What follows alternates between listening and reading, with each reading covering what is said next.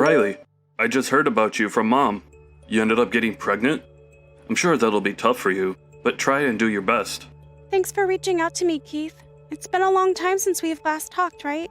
We haven't even seen each other since your wedding, I think. Once I've had my baby, you guys should come over to see them. But I'm sure you guys are pretty busy. You're right about that.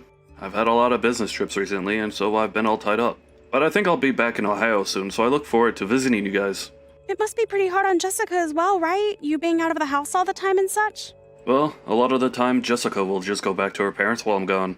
I'm sure she has fun by herself while I'm gone. Oh, I doubt that, Keith. I bet she's always feeling lonely not having you around with her. And that might also be true. I've been thinking of asking my company if it'd be okay to take a break from all the business trips for a while now, so that I can spend more time with her. And that would mean a lot to her, I'm sure. Well, for the time being, take care of yourself. When the time comes that you've had the baby, I'll talk with you again. Thank you. And stay safe over there, Keith. I'm sure you like having a lot of work to focus on, but just make sure you're not overdoing it. Well, next time you're back in Ohio, let me know.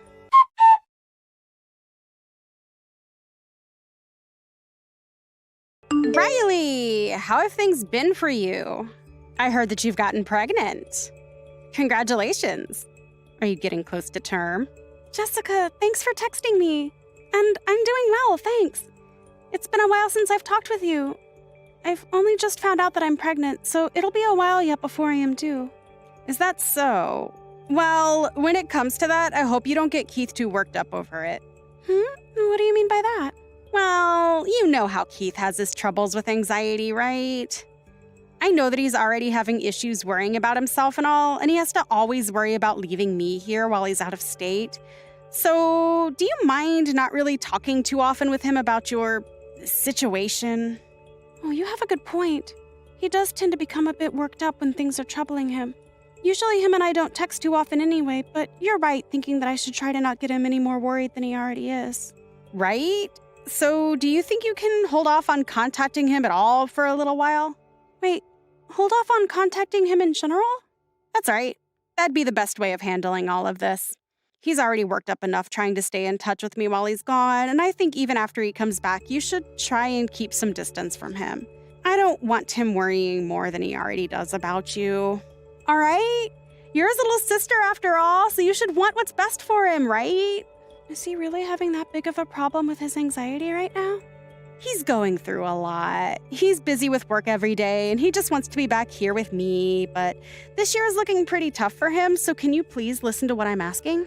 I understand what you mean now. I had no idea about his whole situation. And I completely get why you'd be so worked up over this as well. I'll make sure to try my best to leave him alone from now on. I think that I'll give him a text when I do have my baby, but until then, I'll make sure not to stress him out at all. And when you have that baby, you can just let me know instead, and I'll pass it on to him. Huh? Are you sure about that?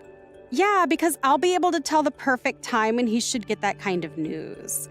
So from now on, if you have anything you'd like to tell Keith, do you mind checking with me first? I really never knew he was having that bad of a time. His anxiety has been the origin of all his stress lately. So if he ends up texting or calling you about anything, please don't respond to him.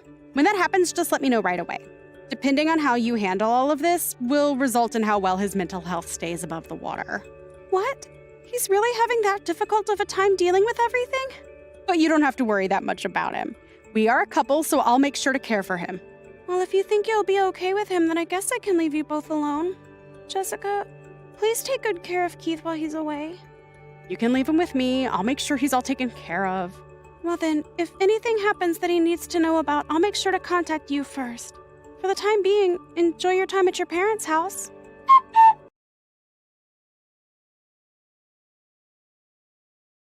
Are you not embarrassed by what you've done? Huh? Keith, long time no see. Why are you talking to me like that all of a sudden? You know very well what I'm talking about. I've never once thought you were this careless of a person until now. I'm not only completely disappointed in you, but also just horrified. Do you not feel any responsibility for any of this? Do you think after giving birth you don't have to bother anymore? What the heck are you talking about, Keith? We haven't even been talking to one another for a long time now, but now you've come out of nowhere talking to me like that? What happened? Can you explain to me everything in detail so that I can understand all of this? Even after approaching you like this, you still don't have a clue. Well, whatever. I'm at my limits now, so I'll have to tell you bluntly. You've been handing your baby off to my house every day. Huh? What does that mean? I'm not gonna let you act like you don't remember any of this. And what you've been doing is the worst thing any mother could do to their child. I misjudged you. Hold on, man. LOL. Are you sure you're not just extremely jet lagged right now? I literally have no idea what you're on about, Keith. Are you kidding me? Even though you come to my house every day and leave your baby here? And then on weekends, you don't even come back for your baby? What the hell is this? Huh? Are you saying someone's leaving a kid at your house? It's your baby, Riley. You're the one that keeps leaving it here, so who else's baby could it be? Alright, so what I'm getting from this is that there is in fact a child at your house right now. But that kid is not my kid. So can you stop trying to think that it is and getting all upset at me? You think you could play dumb here and tell me lies like that? For the longest time now, I've been up all night because your baby won't stop crying. Why do you keep doing this to me? Isn't it messed up of you to leave your baby with my wife every day, forcing us to care for it? I'm no longer going to take care of it. And if you don't come over here right now to apologize to my wife, I'm cutting ties with you. But my baby is still in my belly. Huh? Then what's this baby doing here? I don't have a clue whose kid that is. I have not been coming to your house to drop off any babies. I still have a baby inside me and can barely even go out often these days. Huh. Then what is going on here? Well, there's no use in asking me because I don't know either. LOL. Who the heck's kid is that? And who told you that it was my kid in the first place? Jessica told me that she's had to take care of your kid all the time. What? But I haven't even given birth to my baby yet, so how is she taking care of it all this time? It's still a while out until I'm supposedly due. Then why? What the hell is up with this kid? Well, I can see that you've come back home then. Why didn't you tell me anything when you came back? I told you to tell me when you get home so we could check up on one another, right? I was told not to try talking to you. I was told that you've been having a lot of anxiety about your baby, and that talking to you would only make you more stressed. So I assumed that it wasn't the best time for a while. What? But I still haven't even gotten around to having my baby yet. Who told you all of that? Well, I'm assuming you'll say Jessica, but... That's just it though, so I have no idea what's going on. She told me not to contact you in any way because of your anxiety. Huh. She told me that because of your work and being away from everyone that you'd become extremely stressed and anxious again. She was the one that told me all of that, hence me not contacting you at all. And she even told Mom and Dad not to talk with you. I'll talk to her about this. You need to do that. I'm not sure whose kid that is there, but the fact that there even is someone's kid in your house is crazy. Jessica is with you right now, right? Since today I have the day off, she left me to care for the baby while she went out. Could you ask and see if she's at your in-laws right now? They might be able to help you out with this.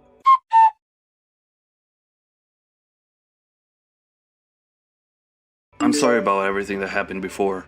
I understand all that's going on now. I see. What ended up happening? Whose baby is that? The baby turns out to be my wife's secret baby. I should have known that from the start. I was starting to get the feeling that that's what happened. I just didn't want to say anything to you at the time. But I ended up treating you like a jerk and made you second guess everything over here. And because I believed everything Jessica told me about you, I went for so long without ever reaching back out to you. But I'm in the same boat as you are, so you don't have to be sorry for any of this. But I wish one of us had spoken to the other a lot sooner than this. It must have been tough on you having a baby there that has turned out to have not been mine. Aren't you at least happy you came and contacted me finally? Jessica was telling me not to worry about any of it. She said that looking after your baby wasn't a problem for her, and she told me to stop blaming you for something you couldn't control. And so that's why I never reached out to you sooner. I was also out of the state a lot for business, and so it was hard for me to fully understand everything that was going on at home. But now being home for the last couple of weeks has shown me what was really going on, and I thought it was all your fault that we had to take care of the baby. Well, I can understand that when Jessica has been telling you the whole time that it's my baby. But I chose to believe her.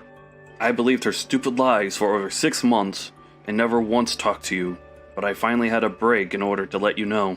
And that's why you were so upset about everything then. I was really surprised. I'm so sorry about that. I just assumed that you already had your baby and everything. But it's not your fault that she forced you to believe her lies. At least I really haven't had my baby just yet. I want to know how many months has it been now since her baby was born? Around 7 months now. What? So this was after you guys got married then? That's right. It seems that after we got married, she made sure to keep her pregnancy hidden from me. Hold on, though. That's actually really crazy, Keith. I'm sure I would have noticed her belly getting bigger, but I was never home for a while, and so I never got to see her. That time I was gone was also when she had that baby, I'm sure. Can she actually get away with that? You're telling me all those times you video called and such you never noticed? I just assumed she was eating a lot for a while, and that she'd gotten a bit fat. And then when I finally got back home, there was a baby here. And she immediately told me it was your baby that you'd left with us, so I believed her. I assumed you were still having troubles of your own mentally, and so I didn't want to bother you. Jessica really lied about everything then. This was all a part of her plan then, huh? I know that before we got married she was cheating on me, and once we had gotten married she must have noticed she was pregnant. And since she didn't get that big while carrying the baby, she could keep it all a secret while I was gone, until she was finally able to give birth. And I think she just planned to keep this lie going for as long as she could, even if that meant ruining our relationship between you and I. Well, you can't just let her get away with this, right? Well, I think her plan is to wait for me to leave on a trip again, and during that time, hand off the baby to one of her family members to take care of, and then act like none of this ever happened. There's no way she'll be able to do that now, though, right? LOL. I know that, but she has done so well keeping this all a secret from me. I think she'll just continue to play dumb, even if I do confront her until the very end. She made it this far, right? What are you going to do now? I'm going to divorce her instead. That baby's not mine. It's from the man she cheated on me with. And I'm sure she'll still want me to stay with her. But I know well enough that she'd only want me around for my money. Also, she got you all wrapped up in this mess. I just can't deal with her anymore. Keith, this is rough. I'm so sorry that you had to end up in the middle of this, Riley. And me getting that upset with you before was not okay. You don't have to worry about that. I 100% understand why you'd get that way after what you've explained to me. But I just wish you would have come to me sooner about all of this so that I didn't have to be called a bad mother. LOL. I'm very sorry for saying that. I really did think you were an idiot for a bit there. But when you're getting closer to having your baby, I feel bad that I had to get you wrapped up in our marriage problems. There's no need to apologize to me. I'm sure that from now on you'll have a hard road ahead of you. So good luck. Just know that Mom, Dad, and myself are all here for you if you need more support. Just hearing that from you gives me a lot of confidence. Good luck with your baby, okay? I look forward for the day you have that baby. And I look forward to you divorcing that crazy woman. Make sure to have fun with it. Just remember you can talk to me anytime now.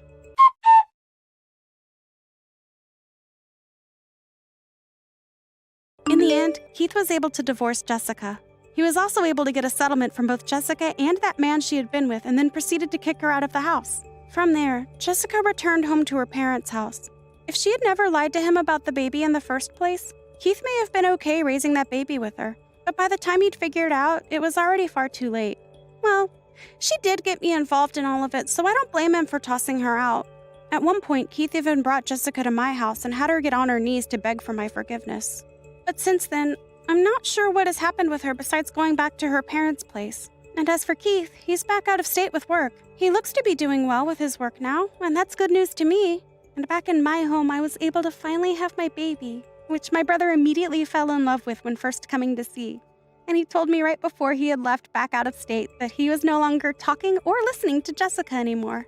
Thank goodness for that. Danny, what time are you coming home today?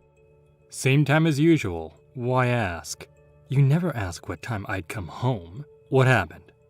To tell you the truth, I've been having fertility treatments at the clinic for some while. Huh? Fertility treatments? Why didn't you tell me this before? I'm sorry. Your mother said not to tell you. My mom? Why? Women are the cause of most infertility, so no need to tell your man about it. She's been having this mantra almost every day. Oh, I see. She's right. All that's got nothing to do with men. There's nothing I can do about your treatments. That's not all true. Anyways, the doctor told me that there's a good chance today. Good chance of what? You know, the timing of getting... You get it, right? Right. Bit odd doing it because the doctor said to. I don't like it. I understand that. I kinda don't feel like coming home today. What? I'll go and have a couple of drinks with my friends, okay? Wait, What? I need to get pregnant as soon as possible. I get that you like kids, but they're gifts from God and such. I don't care if today's your big chance. I don't like being told when I should do it. Too businesslike. I know, I understand, but What? Spit it out, will you? every day these past few months, your mother keeps pestering me. I want to see my grandchild. If you don't have a child this year, I will have you divorced from my son. And such. I see. Danny, can you talk to your mom about this? Huh? Come again? Tell her what you told me. That children are gifts from God, so there's no rush stuff. Your mother might listen to you. I doubt that. Please. I've been in so much pain. I want kids, but your mother agonizing me over it stresses me out. Wait, are you blaming my mom for your incapability of getting pregnant? Not exactly, but she does stress me. Sorry, bad choice of words. You're the one who's infertile, right? Why should I help you in any way? Why do you assume I'm the one who's to blame? I've gone through the tests, and there was nothing wrong with me. Then why can't you get pregnant? Either the timing wasn't right, or it might be something wrong with your testicles, I think. So now you're blaming me. My mother, bless her, birthed and raised all 4 of her children, right? Yours only had you, isn't that correct? Yeah, but what's that got to do with infertility? It means my parents had the ability to make 4 children, which makes me, their son, very much fertile, logically speaking. Well, yeah, it might be genetic, but that's not 100% the reason. Eating habits and smoking are a part of it too. And also, my mom wasn't infertile. So that's got nothing to do with the situation. Oh, stop rambling. If you want to shut my mom up, you do it yourself. Talk to you later. No, wait a minute. Danny!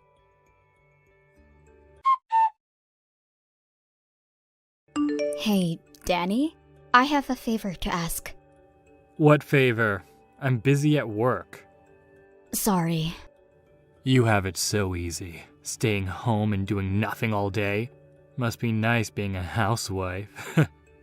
It isn't at all what it seems, okay? Never mind. Can you come with me just this once to the clinic? Huh? Why should I go with you? We still can't find anything wrong with me, and the doctor asked for the husband to come in. He's a quack for sure. What does he know? There's nothing wrong with me. We don't know for sure until we run some tests. Your mother wants this too. Oh, shut up. Nothing you say will make me go. I, for one, don't want kids. Wait, really? Then tell your mother that. Why me?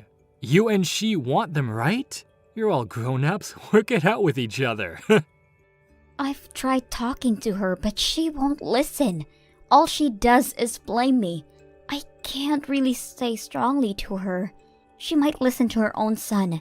Me telling her, she thinks I'm rebelling against her wishes.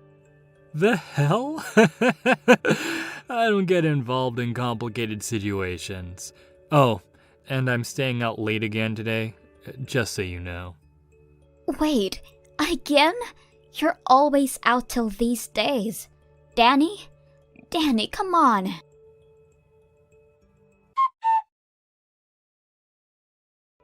Danny, I can't stand your mother anymore. What are you talking about? How long is she going to stay? Too long, isn't it? She should be getting back soon, right? I guess not. Why? She sold her house. She did what? You're lying. You keep on BSing her, but it's for our own good she's staying with us. Are you trying to kick her out? No, but... If you did your wifely duties, we wouldn't have her helping us out now, would we? My duties? Your mother's the one watching TV all day on a couch like a sack of potatoes, ordering me to do housework. I can't work in my room because of her. That's because I asked her to. What? I discussed with Mom on how you never did the house chores. She said that she'll discipline you. What? She's been a housewife for a long time. You can learn a lot from her. I do the housework. Why won't you believe me? Of course I would believe my mother over you. You're a stranger after all. Rude. How so? I'm just stating facts. Fine, then I'll have a say in this. I'm thinking of getting a divorce with you. What, from me? Every day with both of you agonizing me. I can't live like this anymore. I currently can't get work done during the day, so I have to do it late at night. That's not enough of a reason. You're overreacting. No, I am not. Look back at what you both said to me over the past and think about it.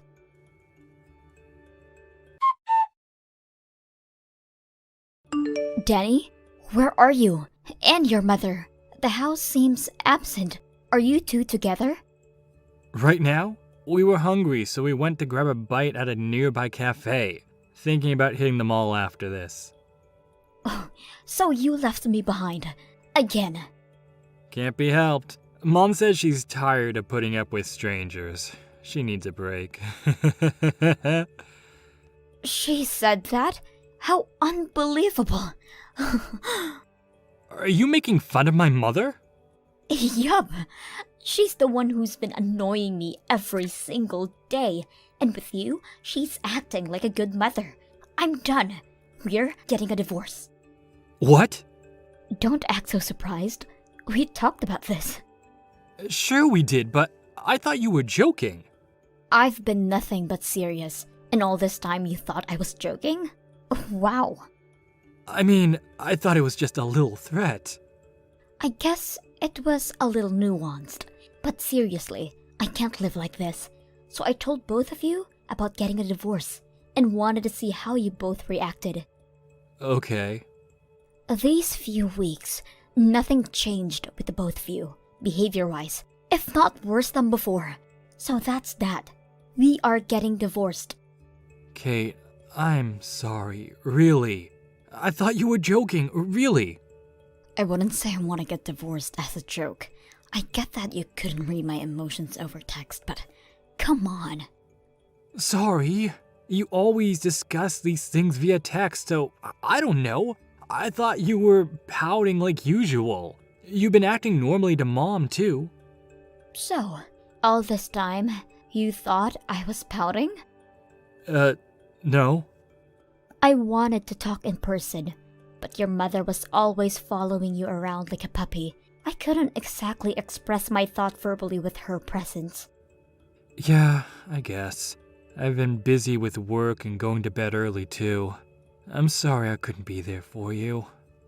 I never thought the day would come where you apologized to me. You were kind of a mama's boy since she moved in with us.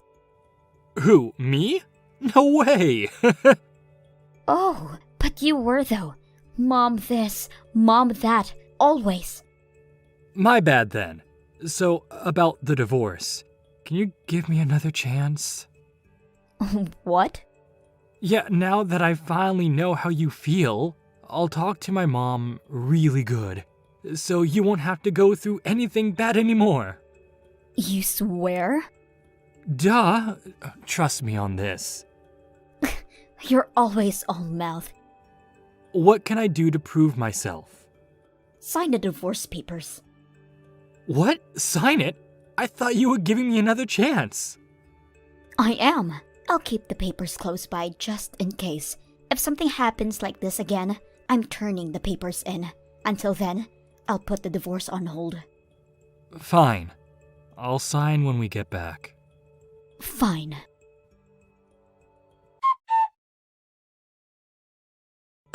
Danny, I just got back to the house.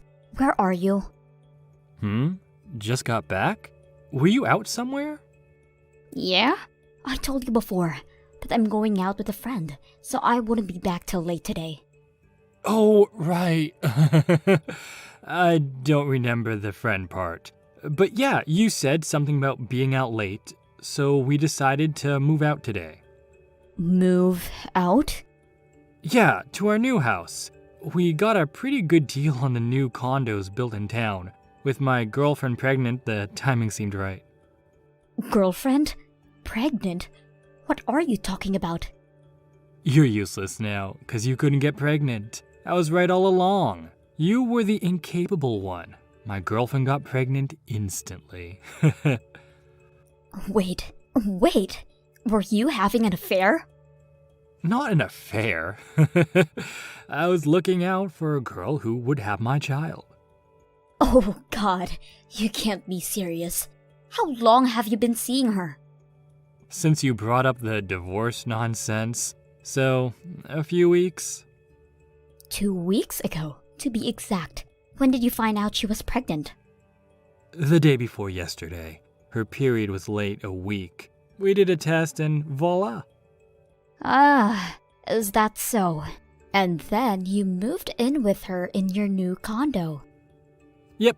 Also, my mom's staying with us. We're in the middle of a housewarming party. Okay then, I'll get my lawyer to contact you. Just as soon as we get the legal stuff straightened out. Lawyer?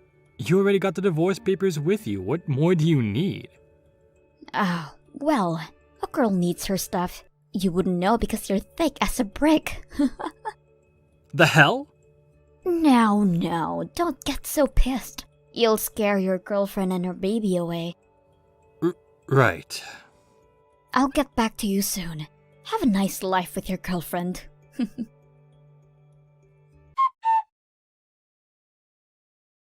Danny, your mother came by today to my parents' place with her hands and knees to the ground. What happened? I never thought she was capable of apologizing. Will hell freeze over? Oh my god, Kate. I finally got through to you. Why were you ignoring my texts? Were you texting me?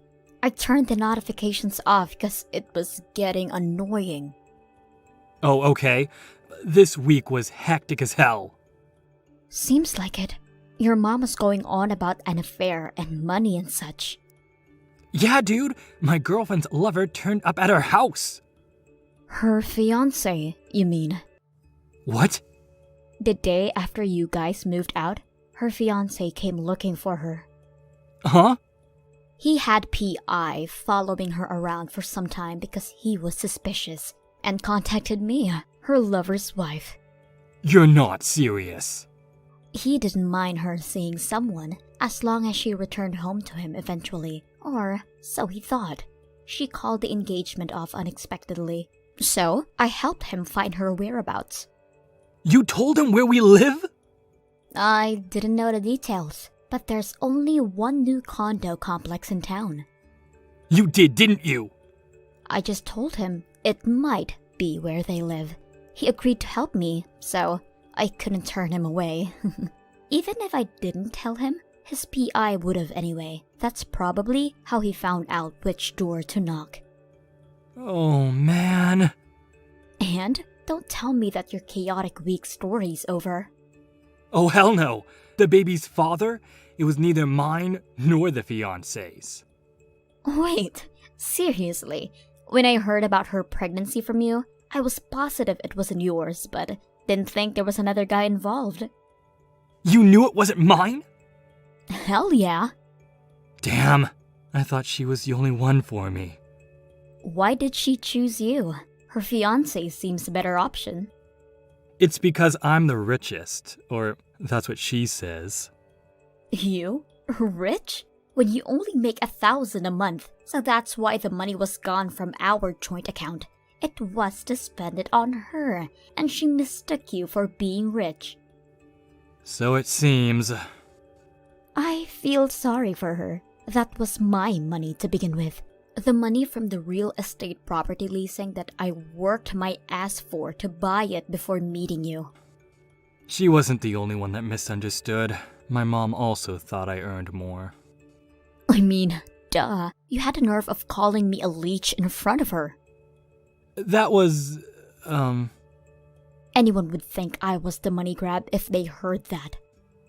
I had to keep appearances. It doesn't sound right to think about it now. I was jealous of you. The hell you were! I'm guessing your mother spent your earnings all away after you moved out, huh? She has a rather extravagant taste. You knew this would happen? Of course I knew. Your mother would always boss me around to buy this and that. I wondered where she acquired such expensive taste, as if she thought money fell out from the sky.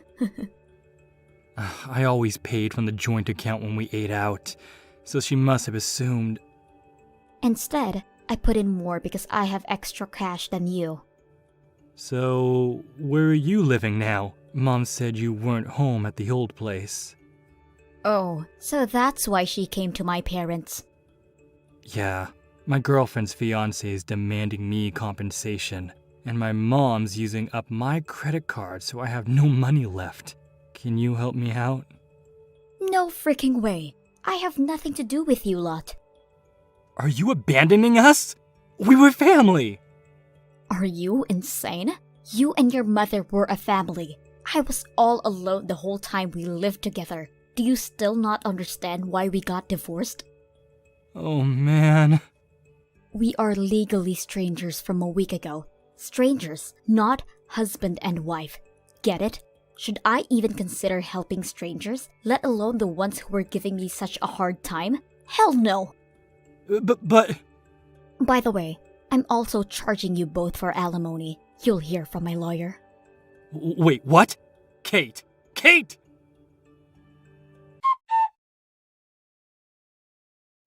I demanded compensation from Danny and his ex-girlfriend with the proof of his affairs for the total of $27,000. They came to my parents' house every day for a while, trying to get me to help them. They stopped at once when they had heard the police called upon them for trespassing. I don't know what those idiots are doing right now, but the money gets transferred to me constantly every month, so they're alive at least. As for me, I moved out and sold my old house the minute when the divorce went through, and live happily at my new place. Don't act like you're my mother just because you're around. You were the one who moved my stuff without asking, right? This is exactly why I can't stand low-educated people like you. How can you be so dumb and still have the nerve to interfere? Ari, you can't just talk to me like that. This is out of control. You've been getting worse and worse with the way you treat me. I only organized your things because they were lying around in the living room. You didn't have to say all that. It wasn't a big deal. Don't you dare come into my room without permission, you trash. You're just a piece of garbage with a low education trying to play the role of my mom. Guess what? I'm in med school. You know, I'm a genius. And look at you. You're a total embarrassment. Ever since you got into medical school, you have really changed for the worse. You never used to talk like this. Does the fact that I didn't get a high education really bother you that much? Obviously. I'm in med school now, and you're a high school dropout. Having a mother who's uneducated is humiliating.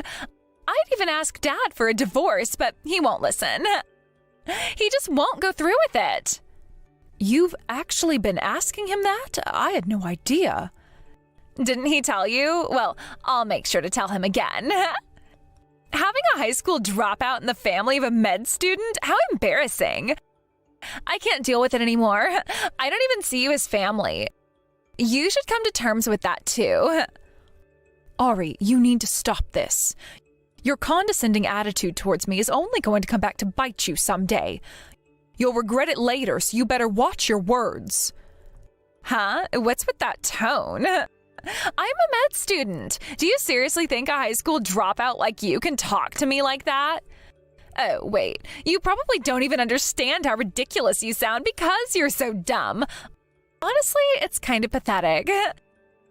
You've always been so miserable, getting looked down on and mocked by your own daughter.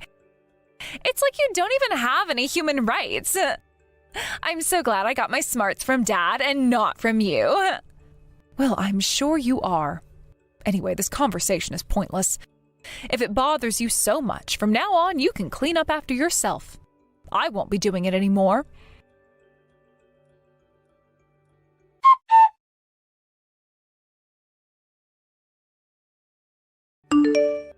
Richard, are you coming home tonight?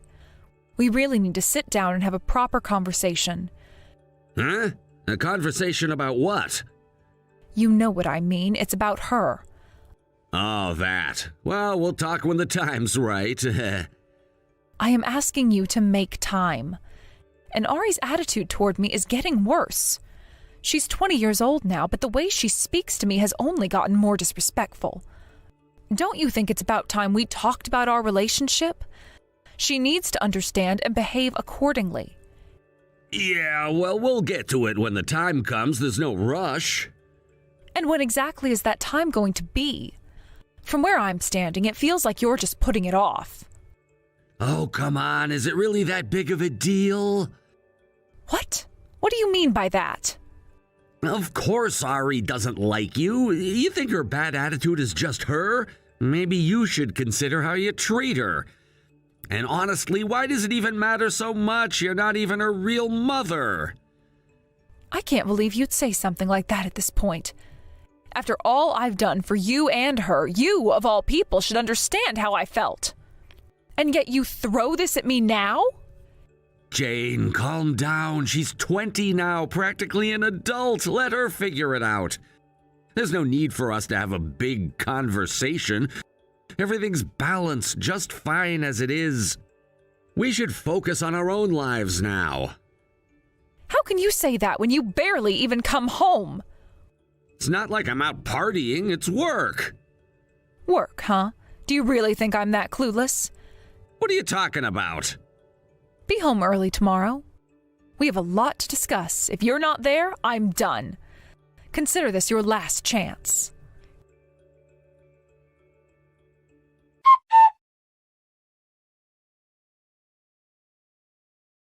I was bored because there was no school today, so I cleaned up for you. Huh? You cleaned up the house? Oh, you didn't have to do that, but thank you for taking the time. You could have used your free time to study instead. Though, of course, I appreciate it. Aren't you misunderstanding something?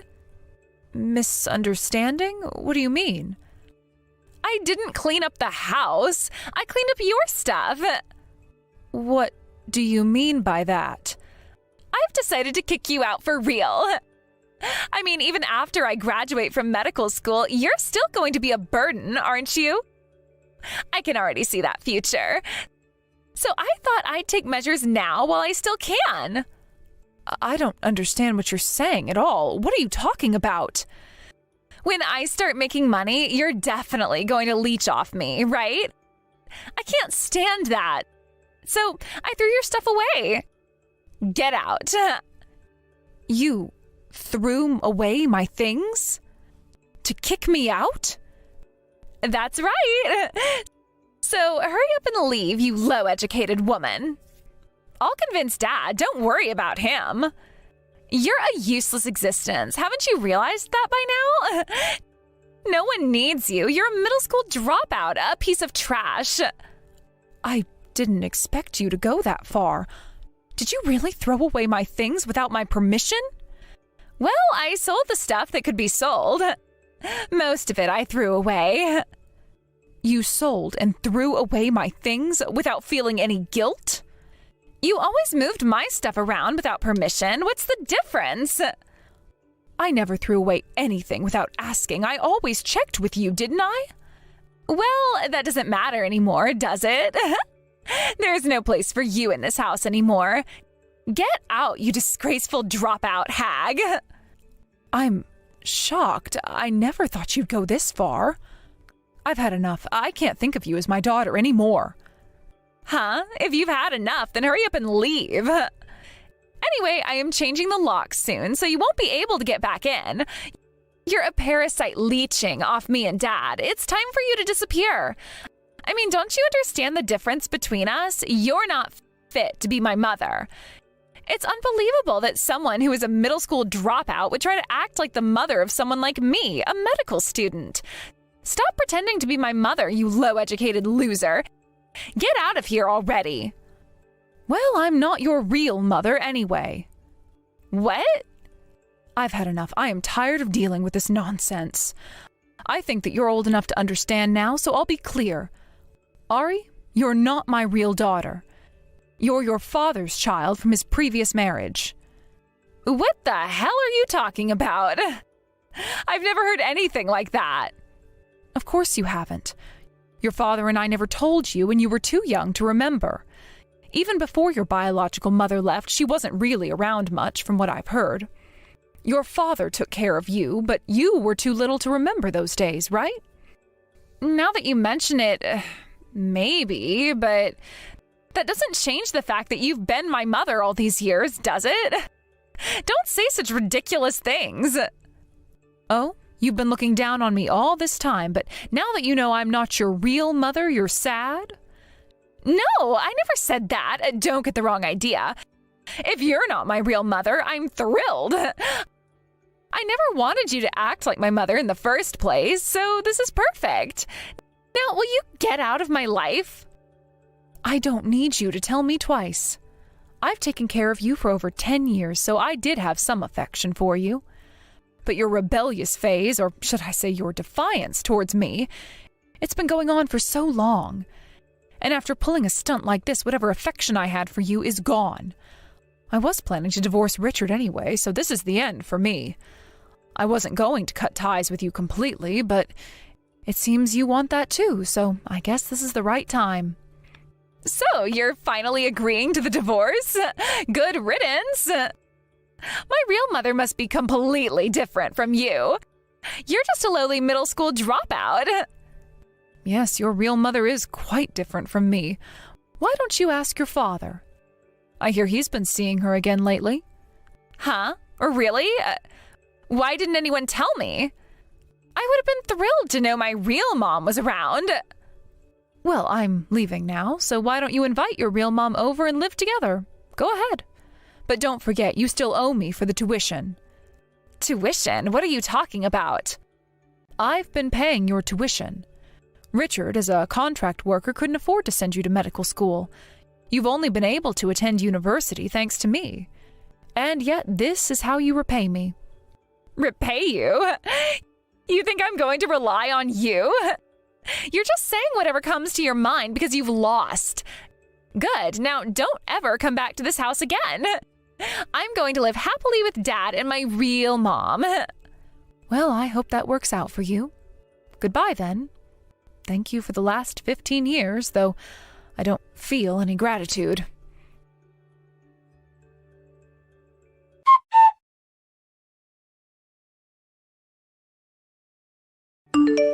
Mom, help me. Excuse me, I don't have a daughter. Please don't say that and abandon me. I've heard the whole story. This can't be happening. You're my mother, aren't you? You raised me for 15 years and now you're going to throw me away like this? What are you talking about? You're the one who wanted to cut ties with me and kick me out, remember? And besides, I'm not your real mother, so I don't see why we need to stay involved with each other. Isn't this what you wanted? I never imagined things would turn out like this. Dad says he doesn't have any savings at all. And because I kicked you out, we have to pay you alimony on top of everything else. There is no way we can afford tuition. You've hardly ever called me Mom, and now you want to? Isn't it a bit convenient for you to call me that only when you're in trouble? I'm no longer your mother, and I was never your real mother to begin with. Stop being so familiar. We're strangers now. Wait, please don't cut me off like that. I'm in real trouble here. You got what you wanted, didn't you? I'm gone, and your real mother is back in your life. So what do you need me for? Enjoy your reunion with her. I'm sure you'll have a lovely time. No, I haven't seen her in over 15 years, and I barely remembered her face. She sold all my precious things, my furniture and appliances. And when I told her I'm in medical school, she said I'd have to support her for the rest of her life. That's not how I thought things would turn out. You were convinced I'd mooch off you, weren't you? Now you're just being mooched off by your real mother instead. This is not what I wanted. I did this because I thought it would make Dad happy. What are you even saying now? I don't know what you were thinking, but in the end, this was your decision. Richard and I were planning to divorce anyway, but I was willing to keep supporting you, you know. I just don't feel that way anymore, and that's entirely because of you. There's no way I'm paying for anything for you again. I'll also be collecting the money I loaned for your tuition. I'm so glad I had a lawyer draft up those loan papers. Wait, you're serious? Even though you raised me as your daughter, you're really going to make me pay you back? I can understand taking money from Dad, but from me too? Are you even listening to yourself? You are 20 years old. You're old enough to take responsibility for your own actions. And you need to start doing that. Your real mother has always been irresponsible with money, and your father lost everything because of her. That's why she left him in the first place, leaving him in ruins. I met him after that, and I agreed to raise you. I even paid for your schooling. And now, after you've thrown me out of my own home, you want to come crawling back? I'm done with this conversation. Don't contact me again. Wait, no, don't hang up. I'm sorry. I'm so sorry. Please, I'll do anything. Just don't abandon me like this. I have no one else I can turn to. I think we're done here. Goodbye.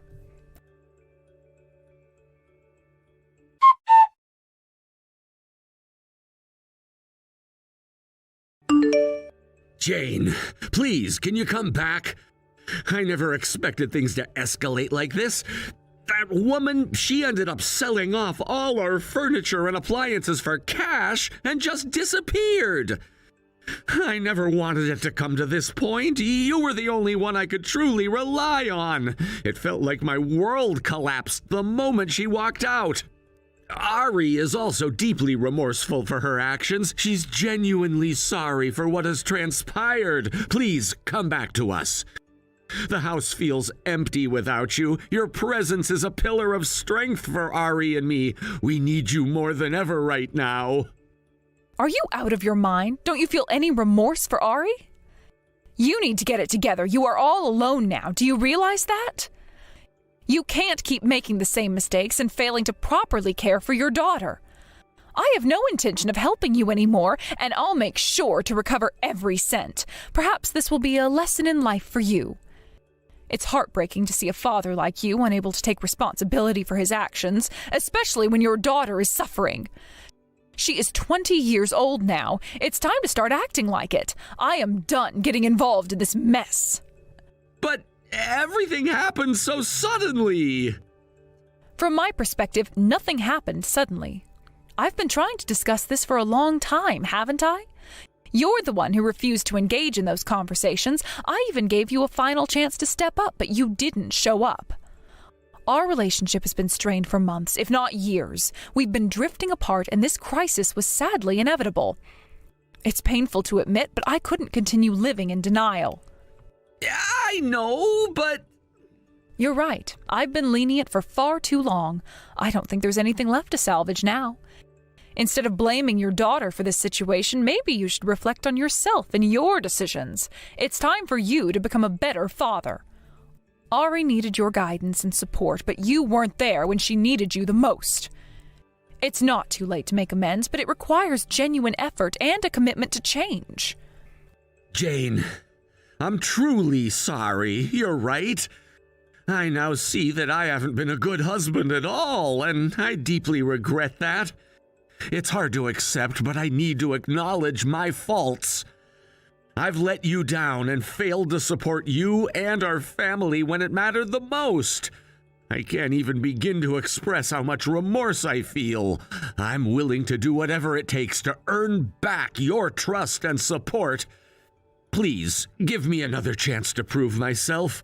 I promise to be a better husband and father from now on. That's enough. From now on, focus on Ari. Be there for her. Please, try to understand my position. I know things seem bleak, but I want to make things right. Let's work together for the sake of our daughter. We can't let her suffer because of our mistakes. I know I'm asking for a lot, but I promise to do better. I want to be the father Ari deserves. She deserves a stable and loving environment, and I'm committed to providing that for her. Let's put aside our differences and prioritize Ari's well-being above everything else. Goodbye. I hope you can support Ari. Farewell for now. Take care. So, this is it for us then. I hope you deeply contemplate everything that has happened. I wish you the best, and I genuinely hope you find a way to set things right. I'll always cherish the good times we shared, but now I must prioritize my daughter's well-being. I hope you can understand that. Take care of yourself, Jane. I hope you find peace and happiness in your life. Farewell for now, and perhaps someday we'll find a way to reconcile and move forward together.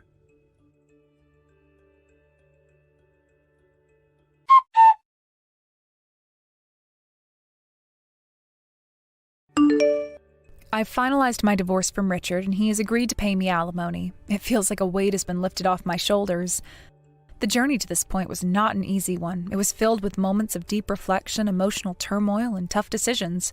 The decision of divorce was not made lightly.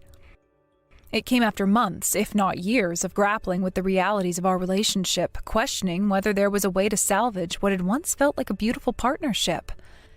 The initial realization that my marriage was headed towards its conclusion was jarring. I remember sitting in our living room, surrounded by the echoes of laughter and love that had once filled the space, but now felt like a distant memory. My heart felt heavy as I thought about how much had changed. It was a mix of relief and sorrow, as I knew deep down that ending the marriage was the right choice for my mental and emotional well-being. Yet I mourned the loss of what could have been. Once I made the decision to file for divorce, I found myself grappling with a whirlwind of emotions. There were nights when I would lie awake, replaying memories in my mind. Our first date, the promises we made to each other, the plans we had for the future. I questioned whether I had made the right choice. Doubt crept in, whispering that perhaps there was still a chance for reconciliation. However, as the days turned into weeks, it became increasingly clear to me that the cycle of hurt and disappointment was not something I wanted to continue. Staying in a relationship that no longer brought me joy would only lead to further heartache. Thanks to the support of my lawyer, it seems that I will be able to avoid any further involvement in this situation. When I initially sought legal counsel, I was filled with apprehension. The thought of navigating the complexities of divorce law felt overwhelming, but my lawyer quickly became a source of strength during this tumultuous time. They patiently guided me through the intricacies of the legal process, ensuring that I understood my rights and options. Our meetings were often long, but they provided a safe space for me to voice my fears and uncertainties. My lawyer's unwavering support helped me find clarity amidst the chaos. I vividly recall one particular meeting where I expressed my concerns about financial stability after the divorce. My lawyer listened attentively and then assured me that we would work together to secure a fair settlement.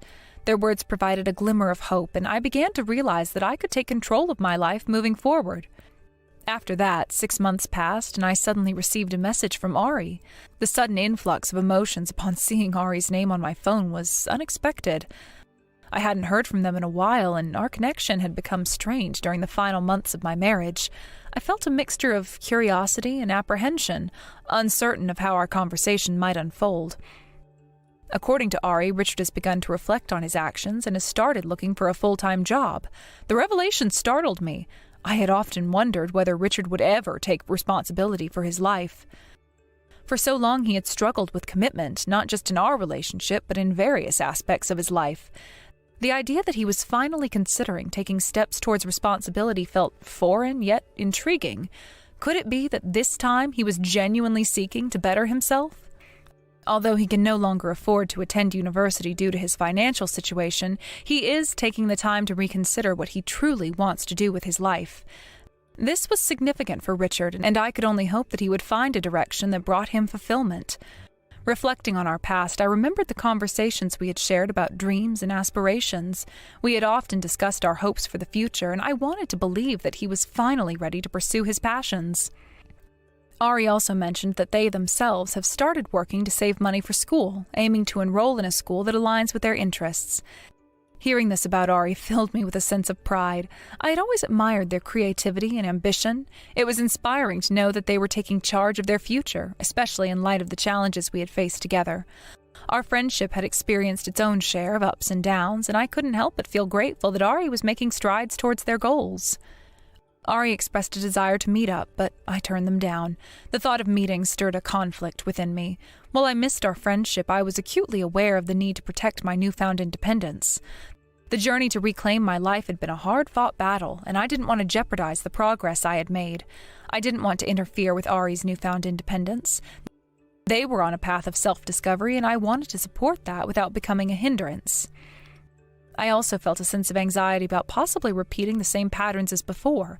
The memories of our past were intertwined with feelings of regret and confusion, and the idea of rekindling our friendship filled me with trepidation. I had spent months healing from the emotional scars of my marriage, and the prospect of diving back into a complicated friendship felt overwhelming. I didn't want to risk the stability I had fought so hard to achieve. Even now, I occasionally receive messages from them, but our conversations are superficial and polite.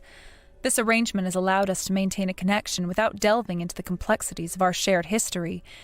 Each message feels like a thread that keeps us linked but not entangled. Both Richard and Ari have settled their debts, including the alimony, and have distanced themselves from me. This newfound distance brought a measure of peace. It allowed me to focus on building my life without the burden of unresolved issues hanging over my head. Sometimes I think about what might have happened if we had had more time. I find myself lost in thought, wondering about the possibilities. Would things have turned out differently if we had communicated better? If Richard had been more open to addressing the issues that plagued our relationship, could we have found a way to make it work? These questions swirl in my mind, and while I acknowledge their validity, I remind myself that dwelling on the past won't change the present. Perhaps the outcome could have been different. I often reflect on the moments leading up to the divorce, the late-night arguments, the misunderstandings, the feelings of isolation that had seeped into our daily lives. It was a challenging journey, but I also recognize the strength I gained from those experiences. Each setback has been a lesson, and I was determined to learn from them, to evolve as a person and to emerge stronger than before.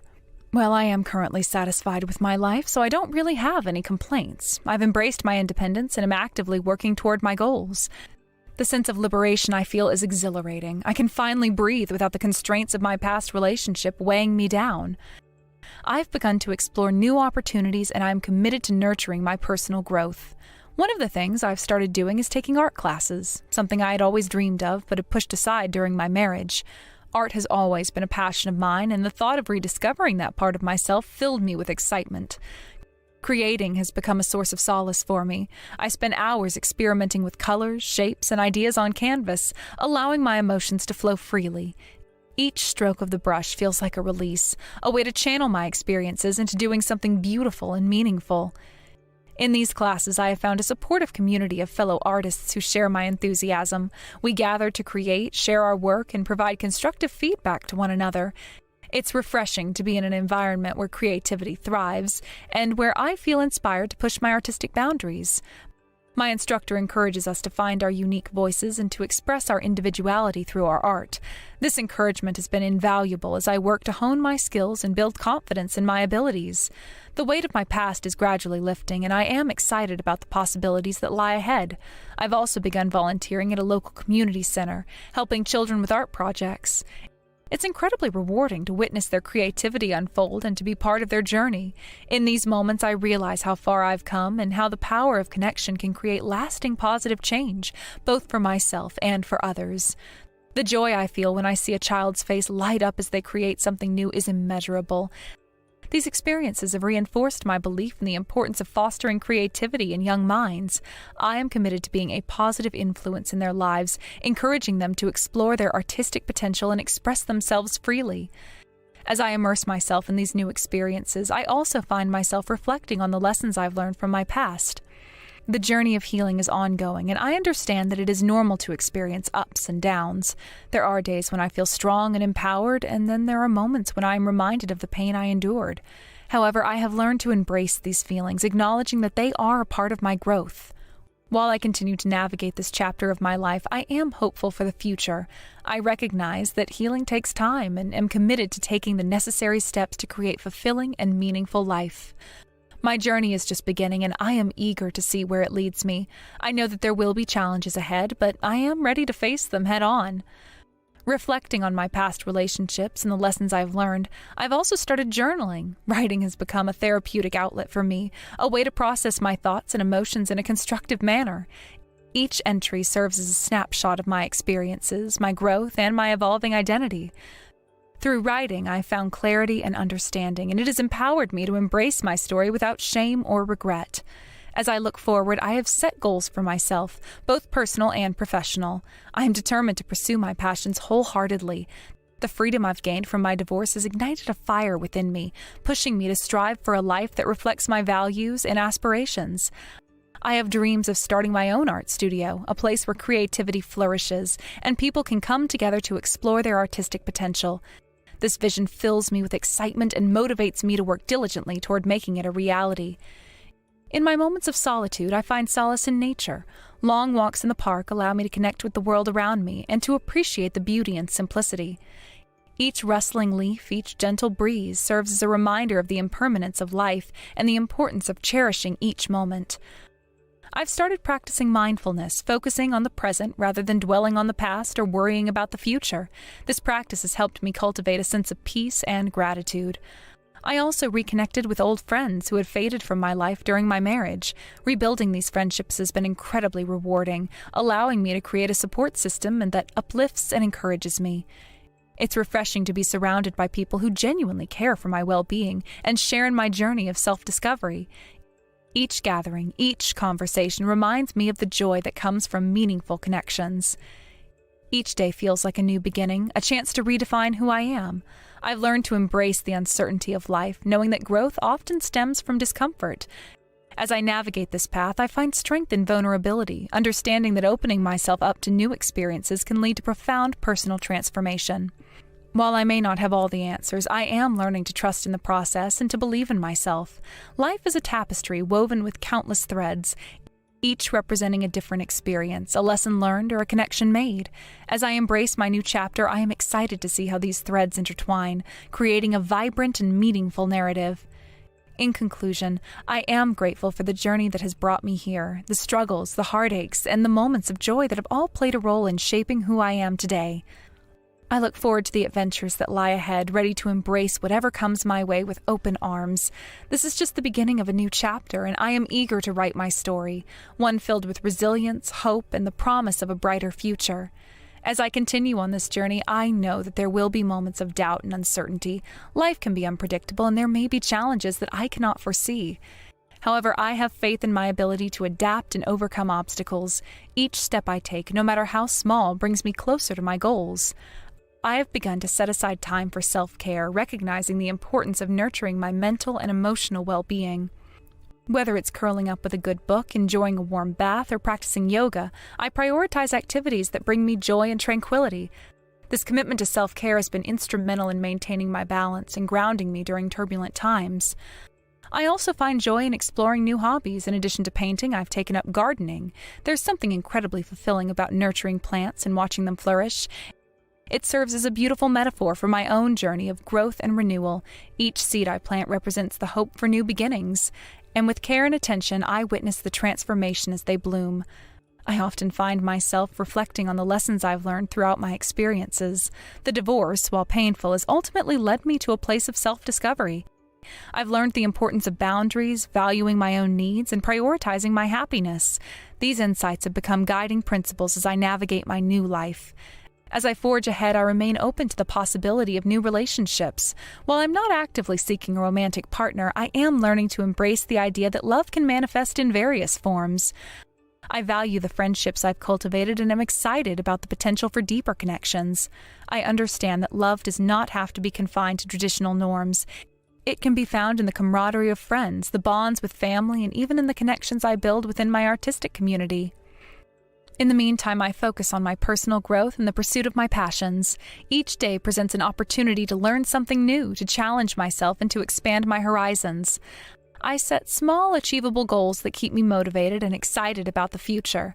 Whether it's completing a painting, mastering a new technique, or reaching out to someone new, I take pride in each accomplishment. Samantha, please give me some money. I'm all out of money right now. And look, my wedding is coming up, right? So right now, I'm in need of all the money I can get. Huh? Angie, you need money from me again? I just gave you $1,000 a couple of days ago, right? What did you end up spending all of that on in such a short amount of time? Do you really need all this money right now? Come on. You're my sister-in-law, yet you're going to question me now? You should know that being a newly married couple means spending lots of money. I have to pay to go out and get all my beauty treatments and stuff like that. Well, I understand the need to spend some money after marriage, but you have a job right now, correct? So you should be making your own money, right? Asking me over and over for money is becoming a touch... What? You're my sister-in-law, and that's why I'm okay asking you all the time. And when you got married to my brother, it cost you a lot of money for the wedding, right? So you know that the wedding is costing me a lot of money now. That's not the problem, though, here. When I was getting married to your brother and having that wedding, I made sure to pay for everything myself. And when I did start to run low on funds, I went and started saving money by not spending much on food and electricity and so on. But with you, Angie, I'm not sure you're trying that hard to save your money. Are you wanting to say that I'm just splurging over here then? I just want to make sure that my wedding is the best wedding people have seen in a long time. And I'm worried that I might not make that happen. I have to look my best on that day, and I'm worried that what I'm doing is not enough. All right, I understand how you feel. But that's not the case with you right now.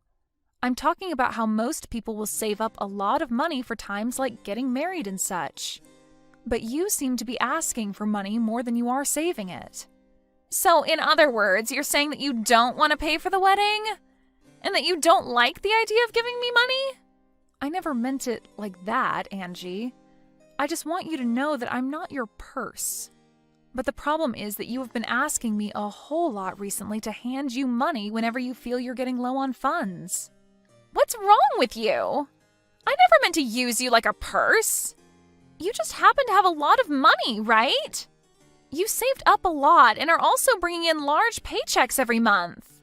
So you should have the money to help a poor little girl like me out, right? Well, Angie, the reason that I save so much money and make a lot of it is because I want it in case of emergencies. It's not all for me to give away to you, okay? I think it's time you start thinking about saving money more often and continuously for your future that might have kids and things like that.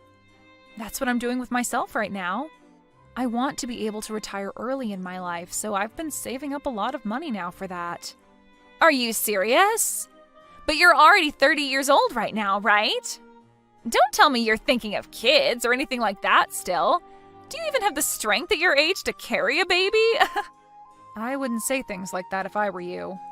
I have been saving up money my whole life, as well as made sure to find a good career where I bring in a decent amount of money from. And I plan to still think about things like kids as well now that I feel financially safe. And that's why right now I'm at that point where I might actually want to become a mother. Is that so? But if you give some of your money to younger people, you won't face any problems, right? Heck, you can give money to me like I'm your kid and I'll go ahead and have a baby for us. That is not what any of this is about. And another thing, Angie, what's going on with you? Recently, you've become a bit too forward with your thoughts and it's getting a bit out of hand. Is that what you think? Because I've been thinking the same thing about you, Samantha. Recently, you've become more of a selfish penny pincher around me. You have all that money, but you aren't willing to share it. Well, if you want money so badly, then why not get a side hustle? Then you can start to make even more money for yourself. Because I'm not going to be the one to keep handing you money left and right. I have to give up a lot of my time working to make money like I have been. Oh, please, I'm not the kind of person that does well with a job. I'm already planning to become a housewife the moment we have our wedding. So that's why I quit my job a little while back. Leaving that place to be a free woman, it felt so good to become my own person again. What? You already quit? Don't you think that was a bit too early on your part? And right now you still have a lot of time left before you guys get married, right? So you should be using the time you have now to work your hardest and save up a lot. Samantha, you really love to talk about money, don't you? Why, if one has time, should they have to use it to make and save money? In my case, I'm going to be getting a lot of money with this marriage, so I don't have to worry about wasting my time working when I can rely on others for money. You're talking about relying on me right now.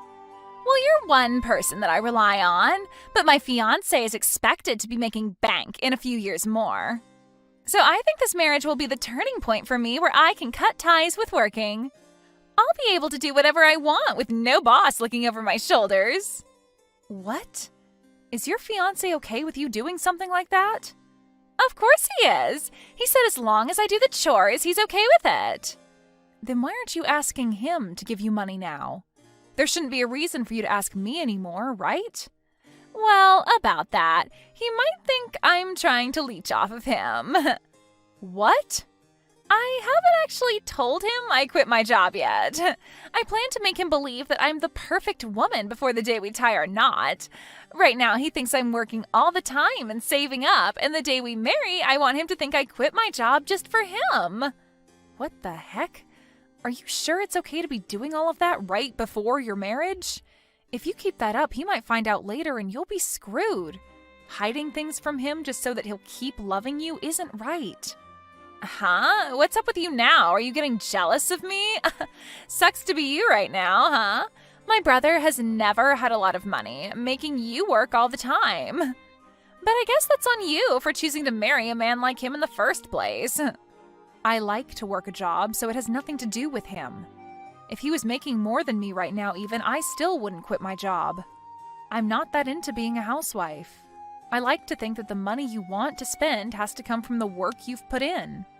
Oh, so you're one of those people. Women like that end up getting cheated on by their husband at some point and have to deal with that in their old age as well as with all the health issues they get after. I think you'd better have a kid soon so that my brother doesn't leave you.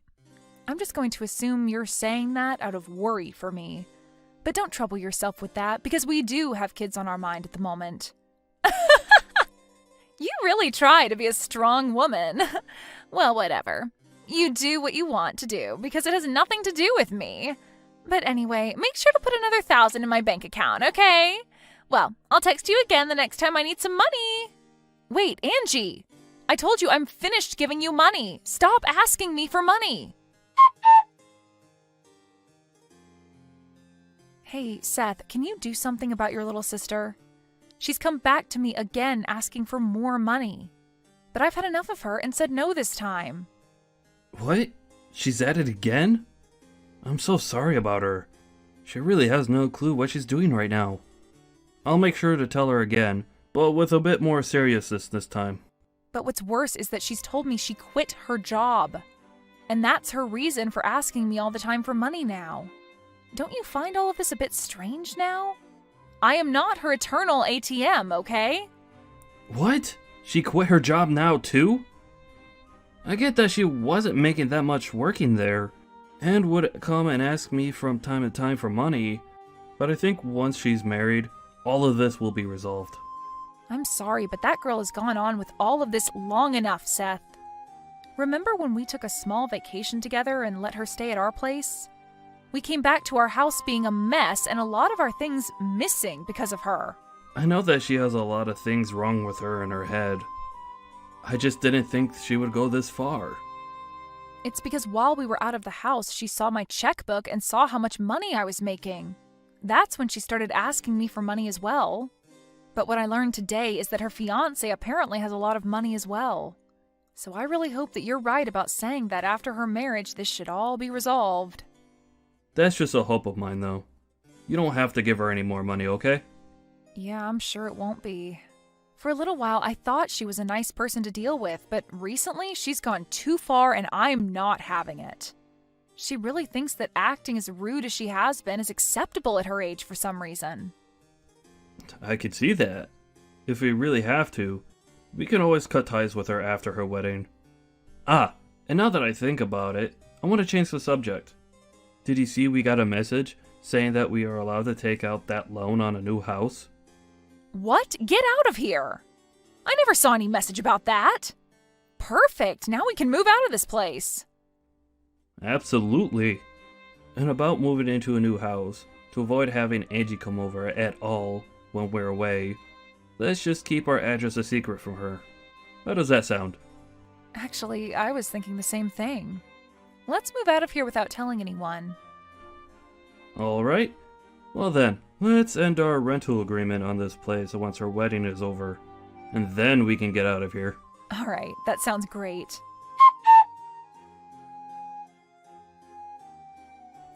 Samantha, can you make sure to bring me $30,000 as my wedding gift today? If you can make that happen, then I'll never ask you for any more money. I'll allow this payment to be your way of celebrating my big day. What are you talking about? $30,000 is not an amount anyone would give on your wedding day. But I'm your sister-in-law, and it's normal for you to want to give me a large amount, right? If you don't end up bringing me that $30,000, then I'm afraid you won't be allowed to attend my wedding. I'm telling you that the $30,000 is not only a gift for me, but an entrance fee as well now. And it would be terrible if the family saw that you never showed up to my wedding. They might think of you as a stingy and selfish sister who doesn't care about us. Oh, understood, Angie. So that's what you think of me being your sister-in-law? That's right. As long as you give me that last bit of that money, I'll no longer bug you anymore. I'll even consider you my real sister if you can give me that money. So I'm looking forward to that money getting to me. Then I'd like for you to pay me $60,000 for your wedding. Huh? What are you talking about? You haven't heard yet? I planned on paying for this whole wedding for you. I had worked for the group that put together this wedding before, and so I got a discount through them to give you this wedding. And I was totally fine doing that for you because I believed you were like a cute little sister to me. Huh? Wait. The ones paying for this wedding should be my parents and my brother, right? Well, at first, that's what they'd all been saying. But then things turned into only your brother and I having to pay. Because your parents were kind enough to pay for part of my wedding back in the day. I didn't want to make them pay for yet another wedding again, so I told them that just Seth and I would pay, half and half. Huh? Are you kidding me? If I'm to stay away from your wedding, though, I won't be able to get that discount for the wedding. And the full price will have to be paid. And after taking a look at the original cost, it'd be $60,000. And that would need to be paid by you. Well, good luck with that. You're lying. Wait, I never heard a thing about this. If I'd known that, I would have been a little nicer to you. You shouldn't have had to know about that to be nice to me, though. I've already given you a ton of money as it is. If you're not even going to be nice to me because of that, then I don't care about how you act with me now because I'm sick of you. If you really want to be nice to me now, give me back my money and pay for the wedding. All right, hold on a sec. Now that I think about it, it's all right for you to come to my wedding. I won't make you pay that $30,000 anymore now. I don't need it anyway, so just pay for the wedding and I'll be set. I'm not paying for it now. I don't have the money anymore to be paying for a rotten girl like you. You would never be able to pay for a wedding like the one I put together for you anyway, so at the very least, you should be saying thank you for that first. All right, I'm sorry. Just come to my wedding now and make sure to pay for it. No. I'm planning on explaining all of this to your family right now as well. And then I'll head back home and enjoy my day off work. And Seth is with me right now, and he says he'll be coming home with me as well. If you're going to do that, then I'll come to you right now. I'll come to your house and start screaming at the top of my lungs and make all sorts of noise to make you guys pay. If you don't want me to embarrass you guys in front of all your neighbors, then shut up about going home and come pay for my wedding. We've already moved into a new house, so the place you knew about isn't where we're living anymore.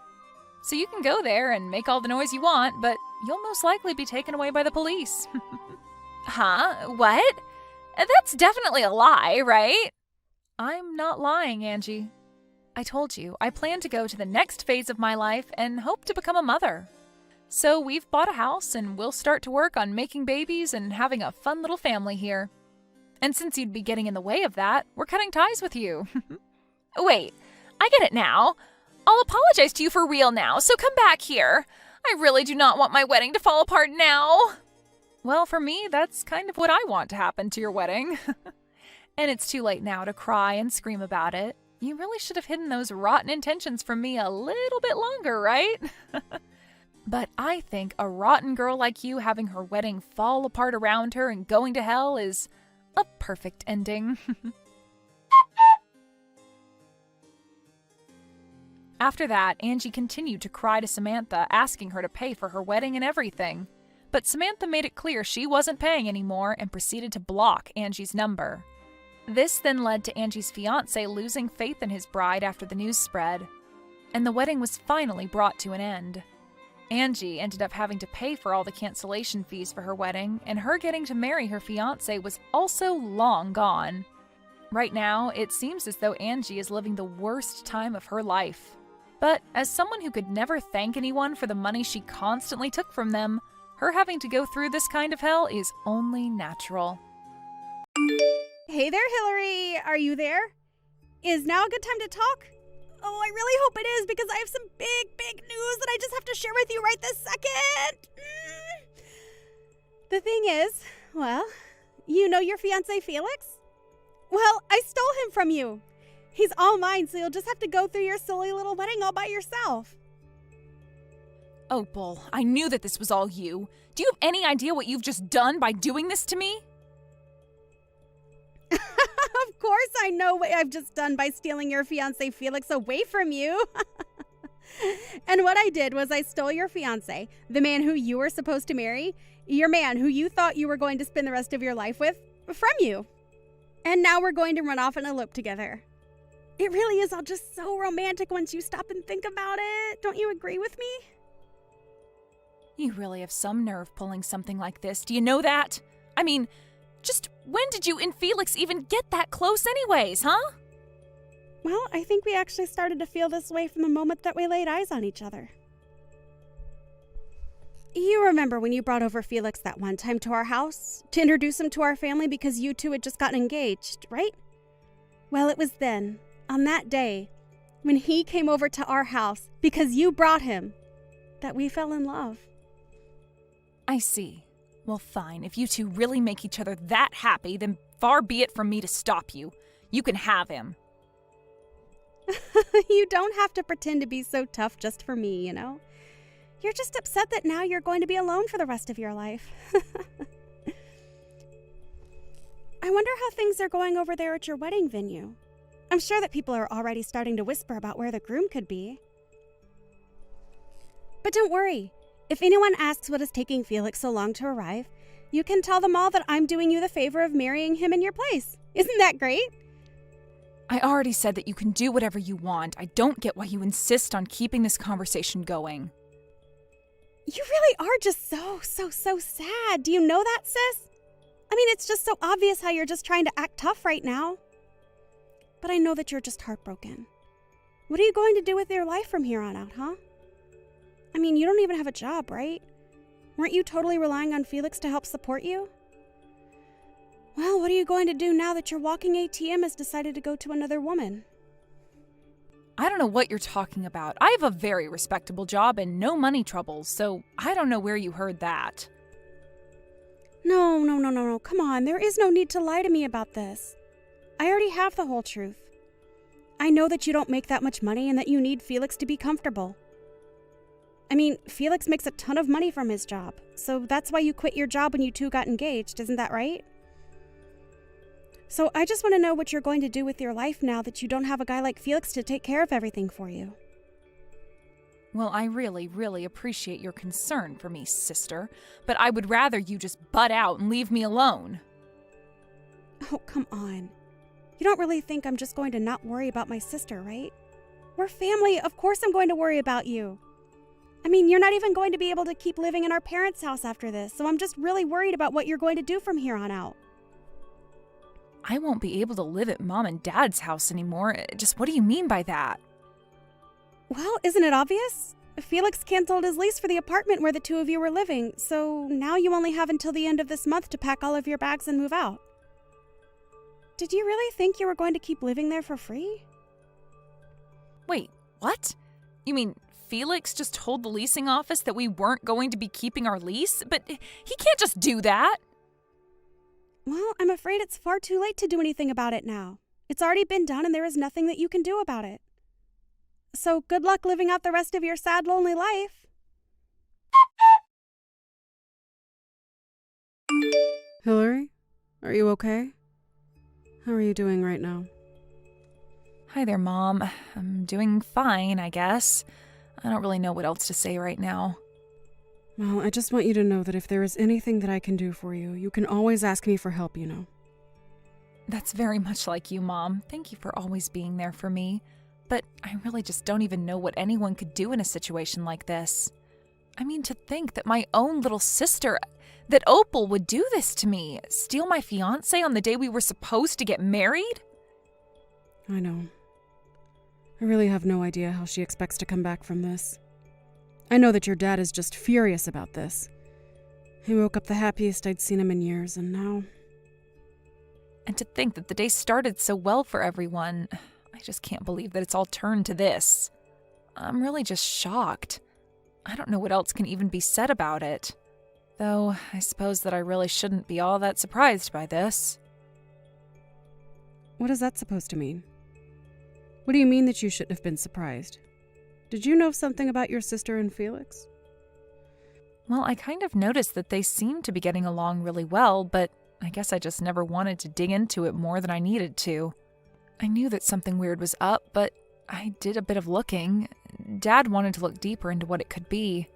But I guess this is what I get for letting it go on so long without doing anything about it. I see.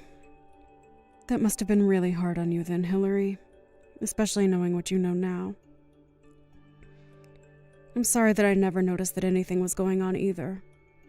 I should have been more vigilant for my daughter. Mom, please. There's no way that you could have seen this coming more than anyone else. But whatever, I'm over it. I just want to work on putting this as far behind me as possible. I need a drink. I really understand how you feel, Hillary. But I don't think that you're going to find what you're looking for at the end of a bottle. But anyways, once you've packed up all your bags, you should come over to our house. You can still do your work even if you're at someone else's house, right? Yeah, my company really doesn't care where I'm working as long as I have a connection to the internet. Thank you so much, Mom. You've always been there for me, and I just want you to know that I really appreciate it. Hillary, please. You're my daughter. You don't need to thank your own mom for doing her job. I'm just sorry that things had to turn out this way. Me too, Mom. Me too. Mind if I ask you to make something really special for dinner tonight? Of course.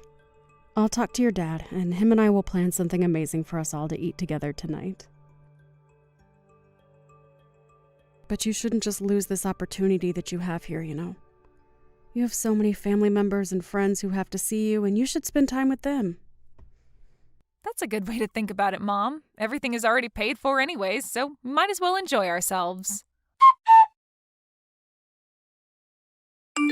Hey there, Hillary. It has been a really, really long time since you and I have last spoken, huh? I was just wondering where you were living right now. I am visiting back home right now, and I really wanted to see you. You've come back to visit him? What are you even talking about? Why are you even here? I mean that I've come back to our hometown because I'm pregnant and I want to have my child where our family came from. And of course, it should go without saying that the child I'm carrying right now is none other than your former fiancé, my current husband, Felix's. Wow. Well, I think you really have some nerve coming back to town like nothing has happened at all. I mean, you really have some serious nerve to do that. Do you know that? I think if I were you, I would never want anyone who knew me to ever see my face again. I think I would be way too ashamed of what I've done. Well, what else am I supposed to do? I'm pregnant with a baby, so I have to have it in our hometown. I mean, isn't this what everyone does? I'm not about to skip doing this just because of what some nosy neighbors might have to say about me. Besides, I just know that Mom and Dad are going to be so happy to see me. This is going to be their first grandchild ever, after all. I'm sure they'll let everything go in light of that, don't you think? You really think that Mom and Dad are going to want anything to do with you? You really don't know a thing, do you? You better not try to come near me or our parents ever again, got it? Oh, come on now. There's no need to be like this, you know? Really, why are you being so rude to your pregnant sister? I'm only coming back because I want my family to support me while I'm pregnant. So anyways, really, what I'm trying to ask if you could move out of Mom and Dad's house for me. And just why on earth would I ever want to do something like that for someone like you, huh? Well, because I'm doing what's expected of me by coming back home to have my kid, so you should do whatever you can to help me by moving out of Mom and Dad's house and making room for me. Opal, literally what in the world are you talking about? Do you really think that you could just show up and demand that kind of thing from me? Oh, please. You're going to talk to me like that when you're nothing but a little leech on our parents? The least you could do for our family is to give up your room for me, your pregnant little sister. Besides, you have to know by now that Mom and Dad would much rather have you out of their house and hair than being the bum that you really are. Although I can't say that I blame you for wanting to stay so long there. After all, they are really, really good cooks. That would be tough to give up. Opal, do you have any idea just how much of a terrible person you are? I mean, do you have any self-awareness at all, or do you just go through life not thinking about a single thing? You think that I'm joking with you. I am pregnant with a child. I am thinking about the future, and that's why I'm here right now. So in case you haven't noticed, I am being the more productive daughter and now have more value than you in this family. So get that through your thick head right now. You really need a reality check, do you know that? I mean, you want to talk about being family, but then try and kick me out of my own room? I'm sorry, Opal, but nobody is in the mood to take orders from you at all right now. Got it? So why don't you just turn around and never ever come back here? There you are again, trying to act so tough for me even though you know I'm the stronger out of the two of us. I mean, do you really think that I'm going to be scared over my unemployed sister who still lives with our parents? Fat chance! And just who do you think you are to make fun of people being jobless when you don't work either? I am pregnant. I don't have to work because I have a good excuse to get out of it, thank you very much. Besides, just why in the world would I waste time working when I have my husband, Felix of course, to make all the money that we'll ever need? There's just no point in me even going out to work since it would hardly make a difference compared to what Felix is bringing home every month. So you really think that Felix is as rich as you imagine him to be then? Aw, are you really concerned about my married life when you don't have a job, man, prospects, and any hope for the future at all? Just who do you think you are to talk to me like that, huh? I'm sorry, Opal. Are you done here? I have things I need to get back to doing now. Of course we're not through here. I'm still going to be coming home and I still want you out of your room so that I can stay there. You're old enough to be married and yet you're still living with Mom and Dad. If they aren't going to kick you out into the real world, then I will. Well, that's going to be a problem when my boyfriend and I live together in a nice condo building. You're such a liar. Do you really think that I'm going to buy that? You're so pathetic it's beyond sad at this point. Well, I don't know what to tell you except that I'm being totally honest. But yeah, it's the truth. I don't even live with Mom and Dad anymore, so... I mean, did you really think that nothing would change in anyone's life for 2 years while you ran around and did what you did? There you go again, trying to talk down to me. I thought I told you to cut that out. I already know that you're lying, so I don't get why you insist on being like this. But I know that there's no way that you're dating anyone. That's just too much. And to think that on top of that, you're trying to tell me that you and him live together in some nice big building? Nice try. Even if I were to accept that all that were true, I bet that it's not even your place. You just moved from leeching off Mom and Dad to some poor sap. There you go again, making assumptions about things that you have no idea about. Just when did I say that it was my boyfriend's condo, huh? You really have no idea at all about what my life has been like. Well, I know that when we last talked, you had a terrible job and could barely even support yourself with Felix there to cover all the big expenses. I already told you that when Felix and I got married, I didn't quit working or anything like that. I just started freelancing with my skills instead. I was able to find clients willing to pay me much more than I was making when I was working for the company that I was at before. And since I don't have to go into an office or anything like that anymore, it really is much easier since I can work from anywhere I have internet, basically.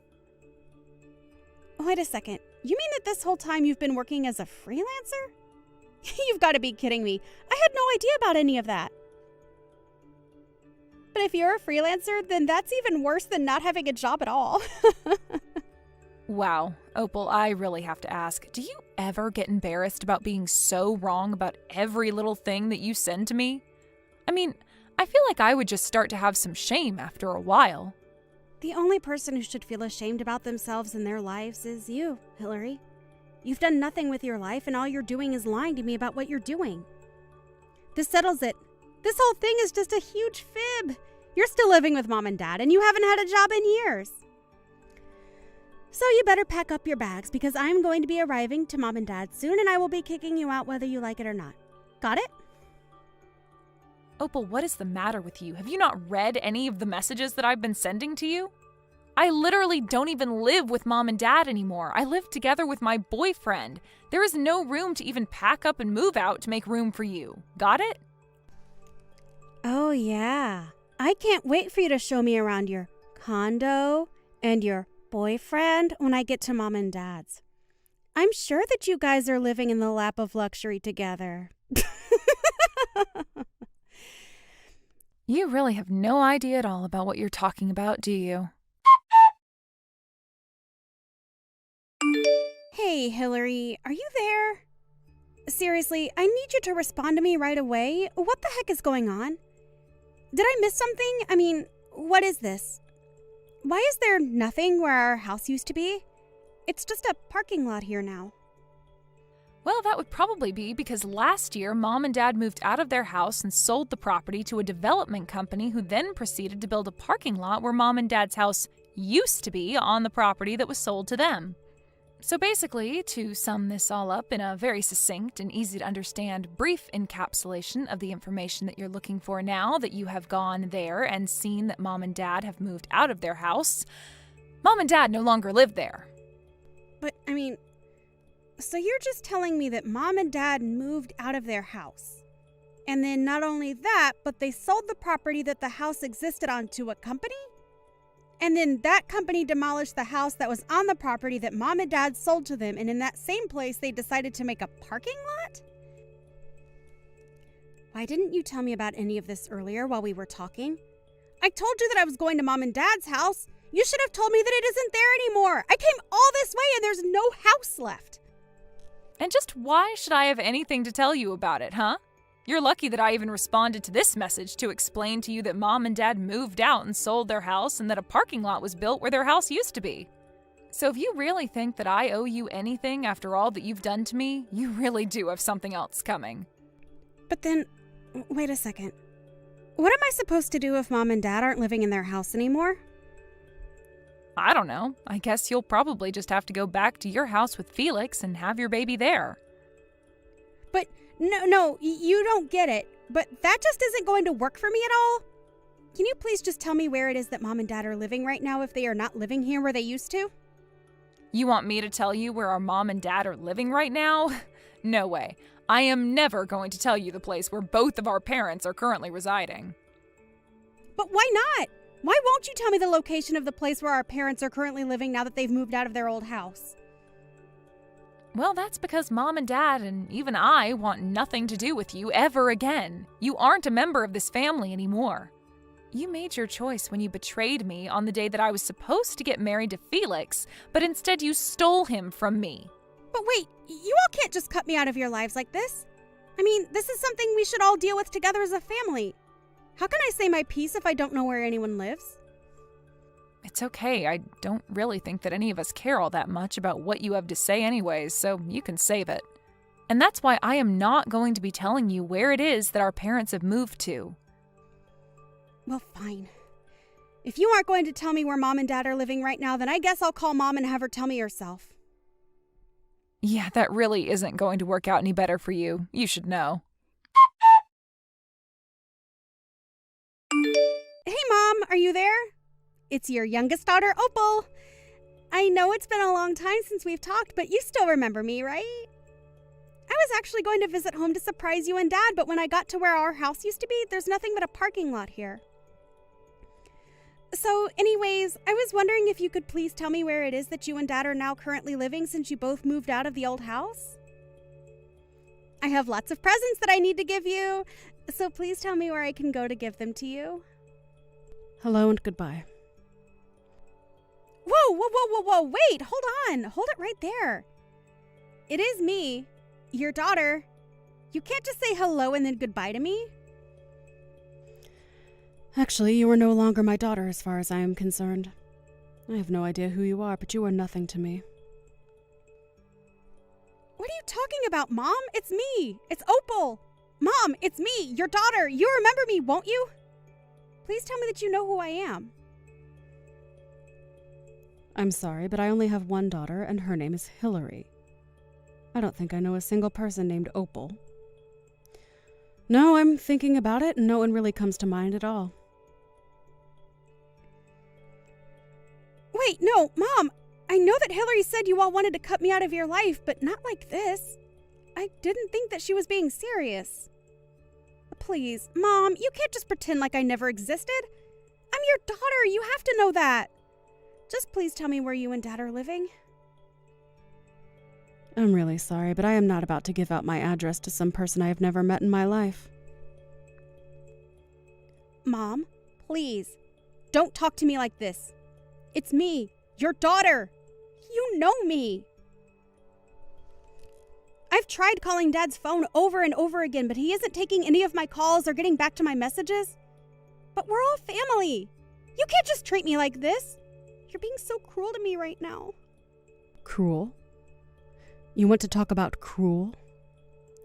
I don't think that the person who stole their own sister's husband has a right to talk about what is and isn't cruel. Do you have any idea the pain that you caused Hillary? But I mean, does this mean that you remembered who I really am then, Mom? Well, I don't know how I was supposed to keep up that act when you were sitting there crying as if you were the victim in all of this and not your sister.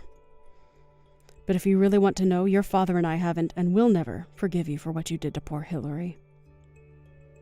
And by the way, you should also know that we all know your little secret. Wait, secret? What are you talking about? What secret are you talking about that you're saying that you all know about? You know exactly the secret that I told you that we all know that you were trying to keep quiet but has become known. Wait, what? That sentence barely even made sense. I don't get it.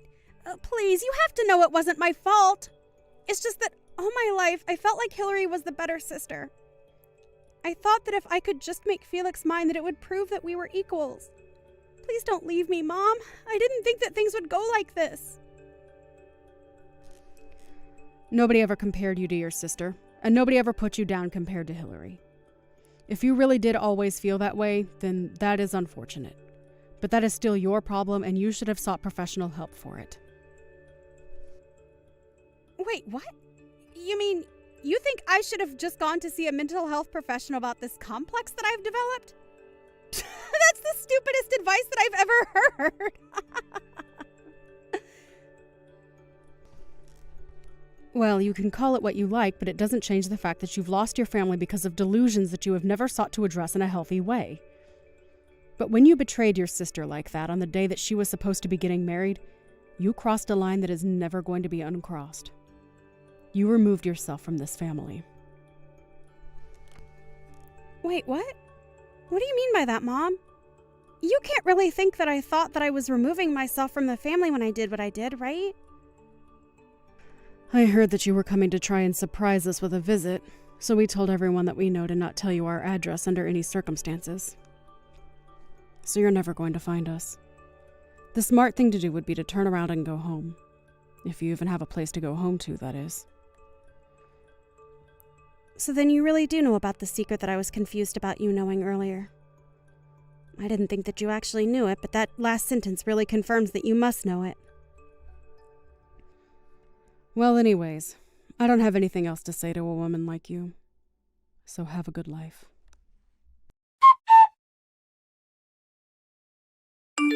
Hey, sis, are you there right now? I was just curious why you told me to go back to Felix's earlier. Are you stupid or something? Why do you think I would tell you something like that? It's because I want you to go home already. Right, but I mean, do you have any idea at all why it is that I'm coming home by myself to have this child? I'm sure that you have to know the truth if you've talked to Mom about this at all. But what I don't get is why would you pretend to not know the secret that I'm talking about that you are saying you don't know but that I think you know because Mom knows and that's how I know that you know? Well, I don't think this really has anything to do with me. It sounds more like a question that you need to answer yourself. Wait. What do you mean? So you know that Felix is going to be arrested? I had heard that Felix appeared to have gotten himself in some kind of legal trouble or something of the sort. The articles I was reading have something to do about running scams from the company. I guess it really is a good thing that you stole a man like that from me. But then you know how much trouble I'm in since he is going to be arrested for doing exactly what you said. That is, scamming people through his company, which he is going to be arrested for, right? Well, I just don't think it's my business since it's between you and your husband. After all, Felix and I never got married, remember? Please, I don't have money and Felix's assets have been frozen. I don't have a place to go home to and I don't have any way to support myself at all. I'm already swimming in my own debt. You have to help me. I don't know how I'm supposed to go on like this right now. You have to do something. And just why in the world do you think that your problems have anything to do with me at all, huh? Please, you have to help me. I'm pregnant and I have no money and I'm homeless. Don't you have any pity for me in your heart at all? Oh, please. Are you still telling people that you're pregnant? You know that no one believes that, right? But I don't get it. How did you figure out that I was lying about being pregnant this whole time? Because I already knew that Felix isn't able to have any children of his own. So if you were really pregnant, then there would only be a few explanations of what could have happened. Anyway, I don't even know why I'm wasting my time talking to you. You know that none of us are going to help you and that you've already lost your place in this family. Why don't you just disappear out of all our lives again and leave us alone, huh? After that, I blocked Opal on everything as she proceeded to blow up my phone with so many messages begging me for help, and not to leave her alone. And after I blocked her, I never heard from her again. I heard that she even managed to track my boyfriend and I to what city we were living in, but she still couldn't find us. She begged family and friends and everyone she could think of for information on where our parents, as well as I, had moved to, but no one was interested in telling her. In fact, I think most people took that as a sign to block her as well. So if Opal really was drowning in debt and had no home to go to, then I really have no idea what she's up to at all. I hear some news come down through the grapevine now and then about someone who thinks they might have seen her. As for Felix, I heard he was arrested and is serving jail time for his fraud charges. He also had no one willing to stand up for him after what he did to me either. So I really have no idea who Opal could have turned to for help, but anyways, I say good riddance.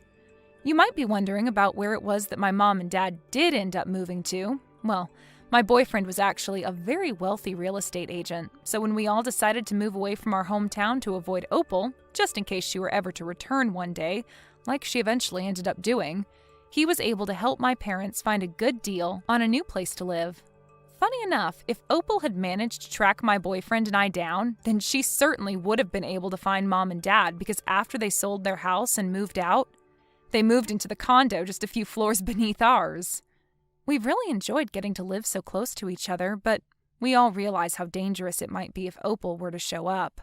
Hey, Leah, I don't know where you are, but Zoe is coming over in like an hour. Really? That's a surprise because she only visits on holidays. Did something happen? Nope, she is actually going to be living with us from today. What? Wait, doesn't she live with her husband? She got divorced and has nowhere to go. This is too sudden. But you are really nice to let her live at our house. This is until she finds a new place, right? Of course not, she'll be living with us permanently. I invited my parents over to live with us as well because it'll be easier for them and we can help each other when something happens. Your parents visit us every weekend. Do they need to live with us? Yeah, because they live about 2 hours away and Zoe needs them, especially now. It's a good thing you love your family, but why didn't you ask me beforehand? There are things you need to think about. I thought that you were okay with it, plus what things? Like space? There isn't enough space for all of us, plus I work from home and I don't want people making noises while I have meetings because I won't be able to focus. Also, money? We can't financially support everyone. Yeah, and why don't you just find somewhere else to go, like the library or your friend's house for your job? About the money, how about just finding another job? Don't you know that my little sister is heartbroken now and needs our support? I can't go somewhere else because my company has strict security to prevent info leakage. Are you serious about the job? I work full-time, unlike you, who only works 2 times per week. So why don't you find another job? Yeah, I work 2 times per week, but longer hours than you, so that's enough for me. There are people who work full-time like me who work 8 hours 5 times per week. Don't you just sit there and do stuff on the computer, though? I use physical strength, so I gotta take a rest a few days.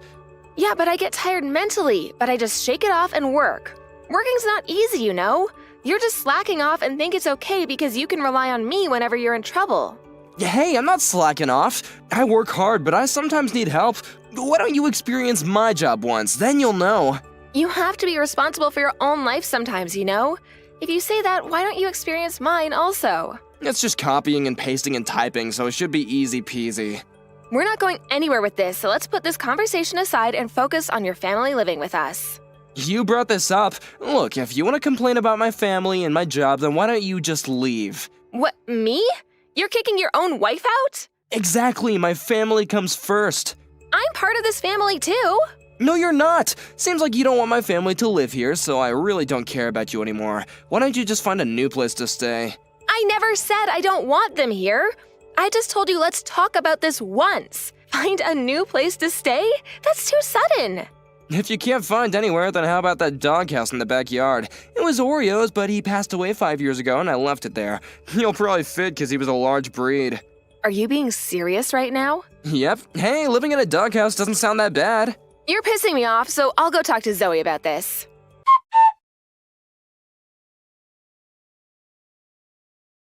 Hey, Zoe, I heard you're moving back here. Is everything okay? Didn't you hear anything from Hike? Of course not. Yes, I'm going to live there from today, so did you pack your bags? You're gonna leave, right? What? You want me to leave also? Yeah, because I only want to live with my family, so it's gonna be a problem if you're there. I told Hayek about this, and he said that he would look into doing something about it. He happened to talk to me about that something a few minutes ago. Oh, really? Well, now you know. Can you hurry up and leave? I need about 2 to 3 days to pack my things because I work every day, plus it's too sudden. Do you even have things to pack? I remember you being a minimalist. I can help you if you want. That way you can leave earlier. No, that's fine. I don't like people touching my stuff. Can I tell you one thing that I want you to do? Things have changed at your parents' house, so you should talk to them instead of your brother because he's an idiot and probably won't understand how serious it is. After you hear everything, you probably can't kick me out. What things? Are you saying this because you want to stay there?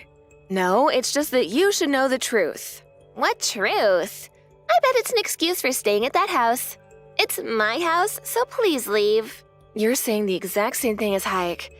Let me guess. Are you going to tell me to go live in the doghouse too? No, but that's such a good idea. Hayek is a genius. You will be living here, but outside, so I don't need to see you. So you agree with him. I thought you were a kind person, but boy, was I wrong. I don't care about your opinion and don't want to argue right now. My husband pissed me off and I'm heartbroken now. I just want to spend time with my family. Okay, whatever. But I think you'll face problems later on, though. What problems? You'll see.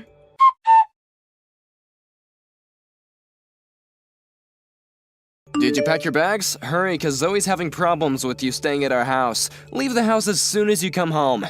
Can't believe you had the nerve to move all of my stuff into the hallway and gave her my room. I thought that moving your stuff was gonna be easier for you. I hate it when somebody touches my stuff. I've been telling you that since we dated. I also wasted my time arguing with you and driving to my company when I had time to do work instead. About the room situation, you could have just said something like, hey, this used to be her room and she feels comfortable, so can she have your room? So, that's not my problem. I don't need to ask you that because you won't live here anymore. Hey, there's some things in the room that are perfect for Zoe right now. A good speaker so she can listen to her favorite songs, a small meditation room, ooh, and a few aroma candles. Yeah, something that I bought. She can have those if she pays for it. She's heartbroken now, so aren't you nice enough to give it to her? I would have let her if she wasn't a bitch to me. She's not a bitch, she's just stressed out. Why don't you buy the same thing then? You seriously have no common sense. Don't you usually ask the person who bought it first to see if it's okay to give away their stuff? It's my house, so whatever's in this house is mine, and I have the right to decide, okay? Understood? Wow, what happened to you? You were so nice at the beginning, but you turned into a scumbag. Fine, she can have those since I'm a nice person. I'll leave this house when I get home, but I'll ask you one more time. Are you sure that you want me to leave? I never changed, you just think that. Thank you, yes, I want you to leave. I cleaned out the doghouse for you if you want somewhere to go. I do have somewhere to go, so you didn't need to do that. I'll head home to get my stuff in a little bit and go to the clerk's office to file the divorce papers because kicking me out means that you want to get a divorce, right? When did I fill one out? A few months ago. You don't remember? You said, let's fill one out just in case if something happens. Oh, did I? No, I don't remember that, but I was fed up with you anyway, so please go ahead. Thank you for doing it for me. No problem. Are you 100% sure about this? You guys are gonna face problems. I just told you that it's fine. I also know that this is a threat, so I have no problem with you leaving. Okay then. If something happens, I won't help you, okay? Yeah, hurry up and come home.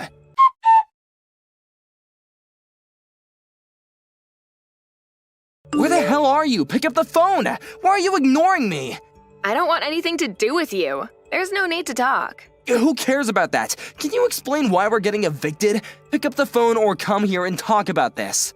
I don't want to listen to your voice or see you, so I'll explain it here. I sold the house. That's it. What do you mean you sold the house?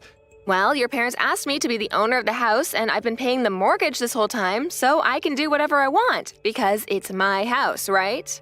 Wait, you're joking. Why did they ask you? I'm not joking. They got hooked on gambling and got into debt, and since they still haven't paid it off yet, they asked me if I could help them pay for the mortgage. They didn't tell you because they were embarrassed. Also, you probably didn't know this, but they are borrowing money from me. If you don't believe me, why don't you ask them? Sorry, but I have to laugh because I can just picture what your face looks like right now.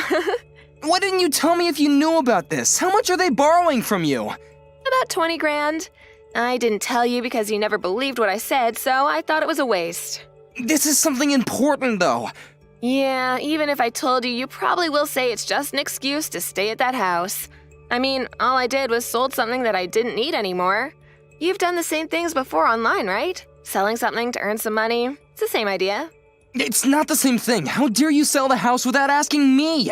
Ah, now you understand how it feels like to know things in such short notice? That's exactly how I felt when you invited Zoe and your parents to live in the house. If you still want to live there, the only option is to buy the house. Buy the house? This was my parents' house to begin with and should have been mine if you hadn't done something. Excuse me, but whose fault is this? Even if you became the owner of the house, you probably couldn't pay the mortgage, so I did you a favor. That's not true. I would have found another job or, I don't know, a full-time job. I doubt that. You said that 2 times per week is enough for you, so I know that you would have had to ask someone for help. That doesn't matter to me anymore, though. Wait, do my parents need to leave the house also? Of course. Is there a reason for them to stay? They're old! Are you seriously making them go through this? Yes. Why don't you take care of them then? You're their son. Yeah, I am, but... Oh, right. You don't have money, so that's not possible. Let me talk to your parents then. Why? What do you mean, why? That doesn't matter to you.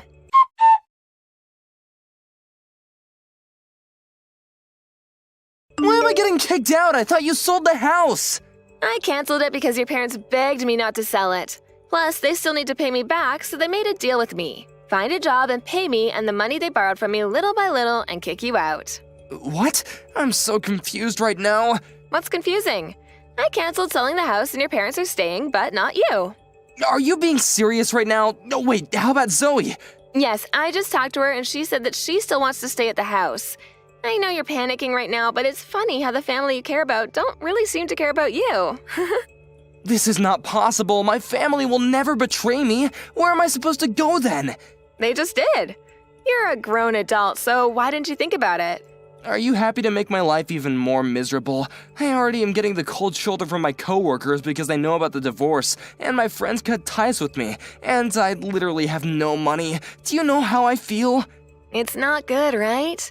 Now do you know how I felt when you told me to leave the house and live in the doghouse? I'm done with you, so good luck with everything, and you better leave the house right now. It's not a good feeling, okay? I'm so sorry, Leah. Wait, why don't we just get back together, huh? I still love you. It's too late now. Plus, you never said I love you to me for 3 years, so I know that it means let me stay at the house because I have nowhere to go.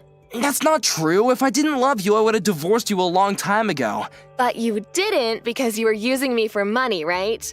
You don't need to lie to me because you said you were fed up with me. I think that's why you were saying jokes to hurt and piss me off recently because you didn't need me anymore. Hey, did you think that I was serious about living in the doghouse? I was really joking about that, and I'm sorry if I hurt you, okay? Let's all live together like before.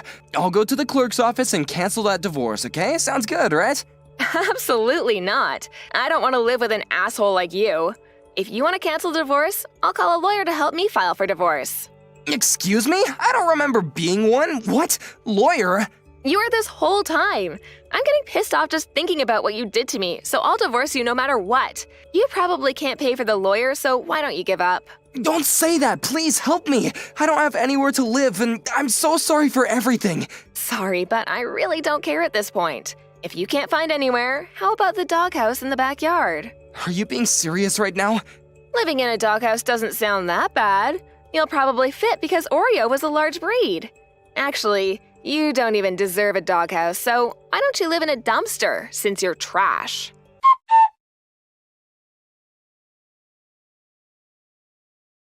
Hayek had no choice but to leave the house, and since he had nowhere to go and no money, he ended up being homeless. He quit his job because he felt awkward being there and is looking for a different job now, but is having a hard time since he only wants to work 1 to 2 times per week. He tries to reach out to me and his family, but everyone cut ties with him, so he's completely on his own. On the other hand, I'm living a stress-free life and even bought a dog and rebuilt Oreo's doghouse since it was a tad small for Hunter. I just hope that Hayek will not start living in it.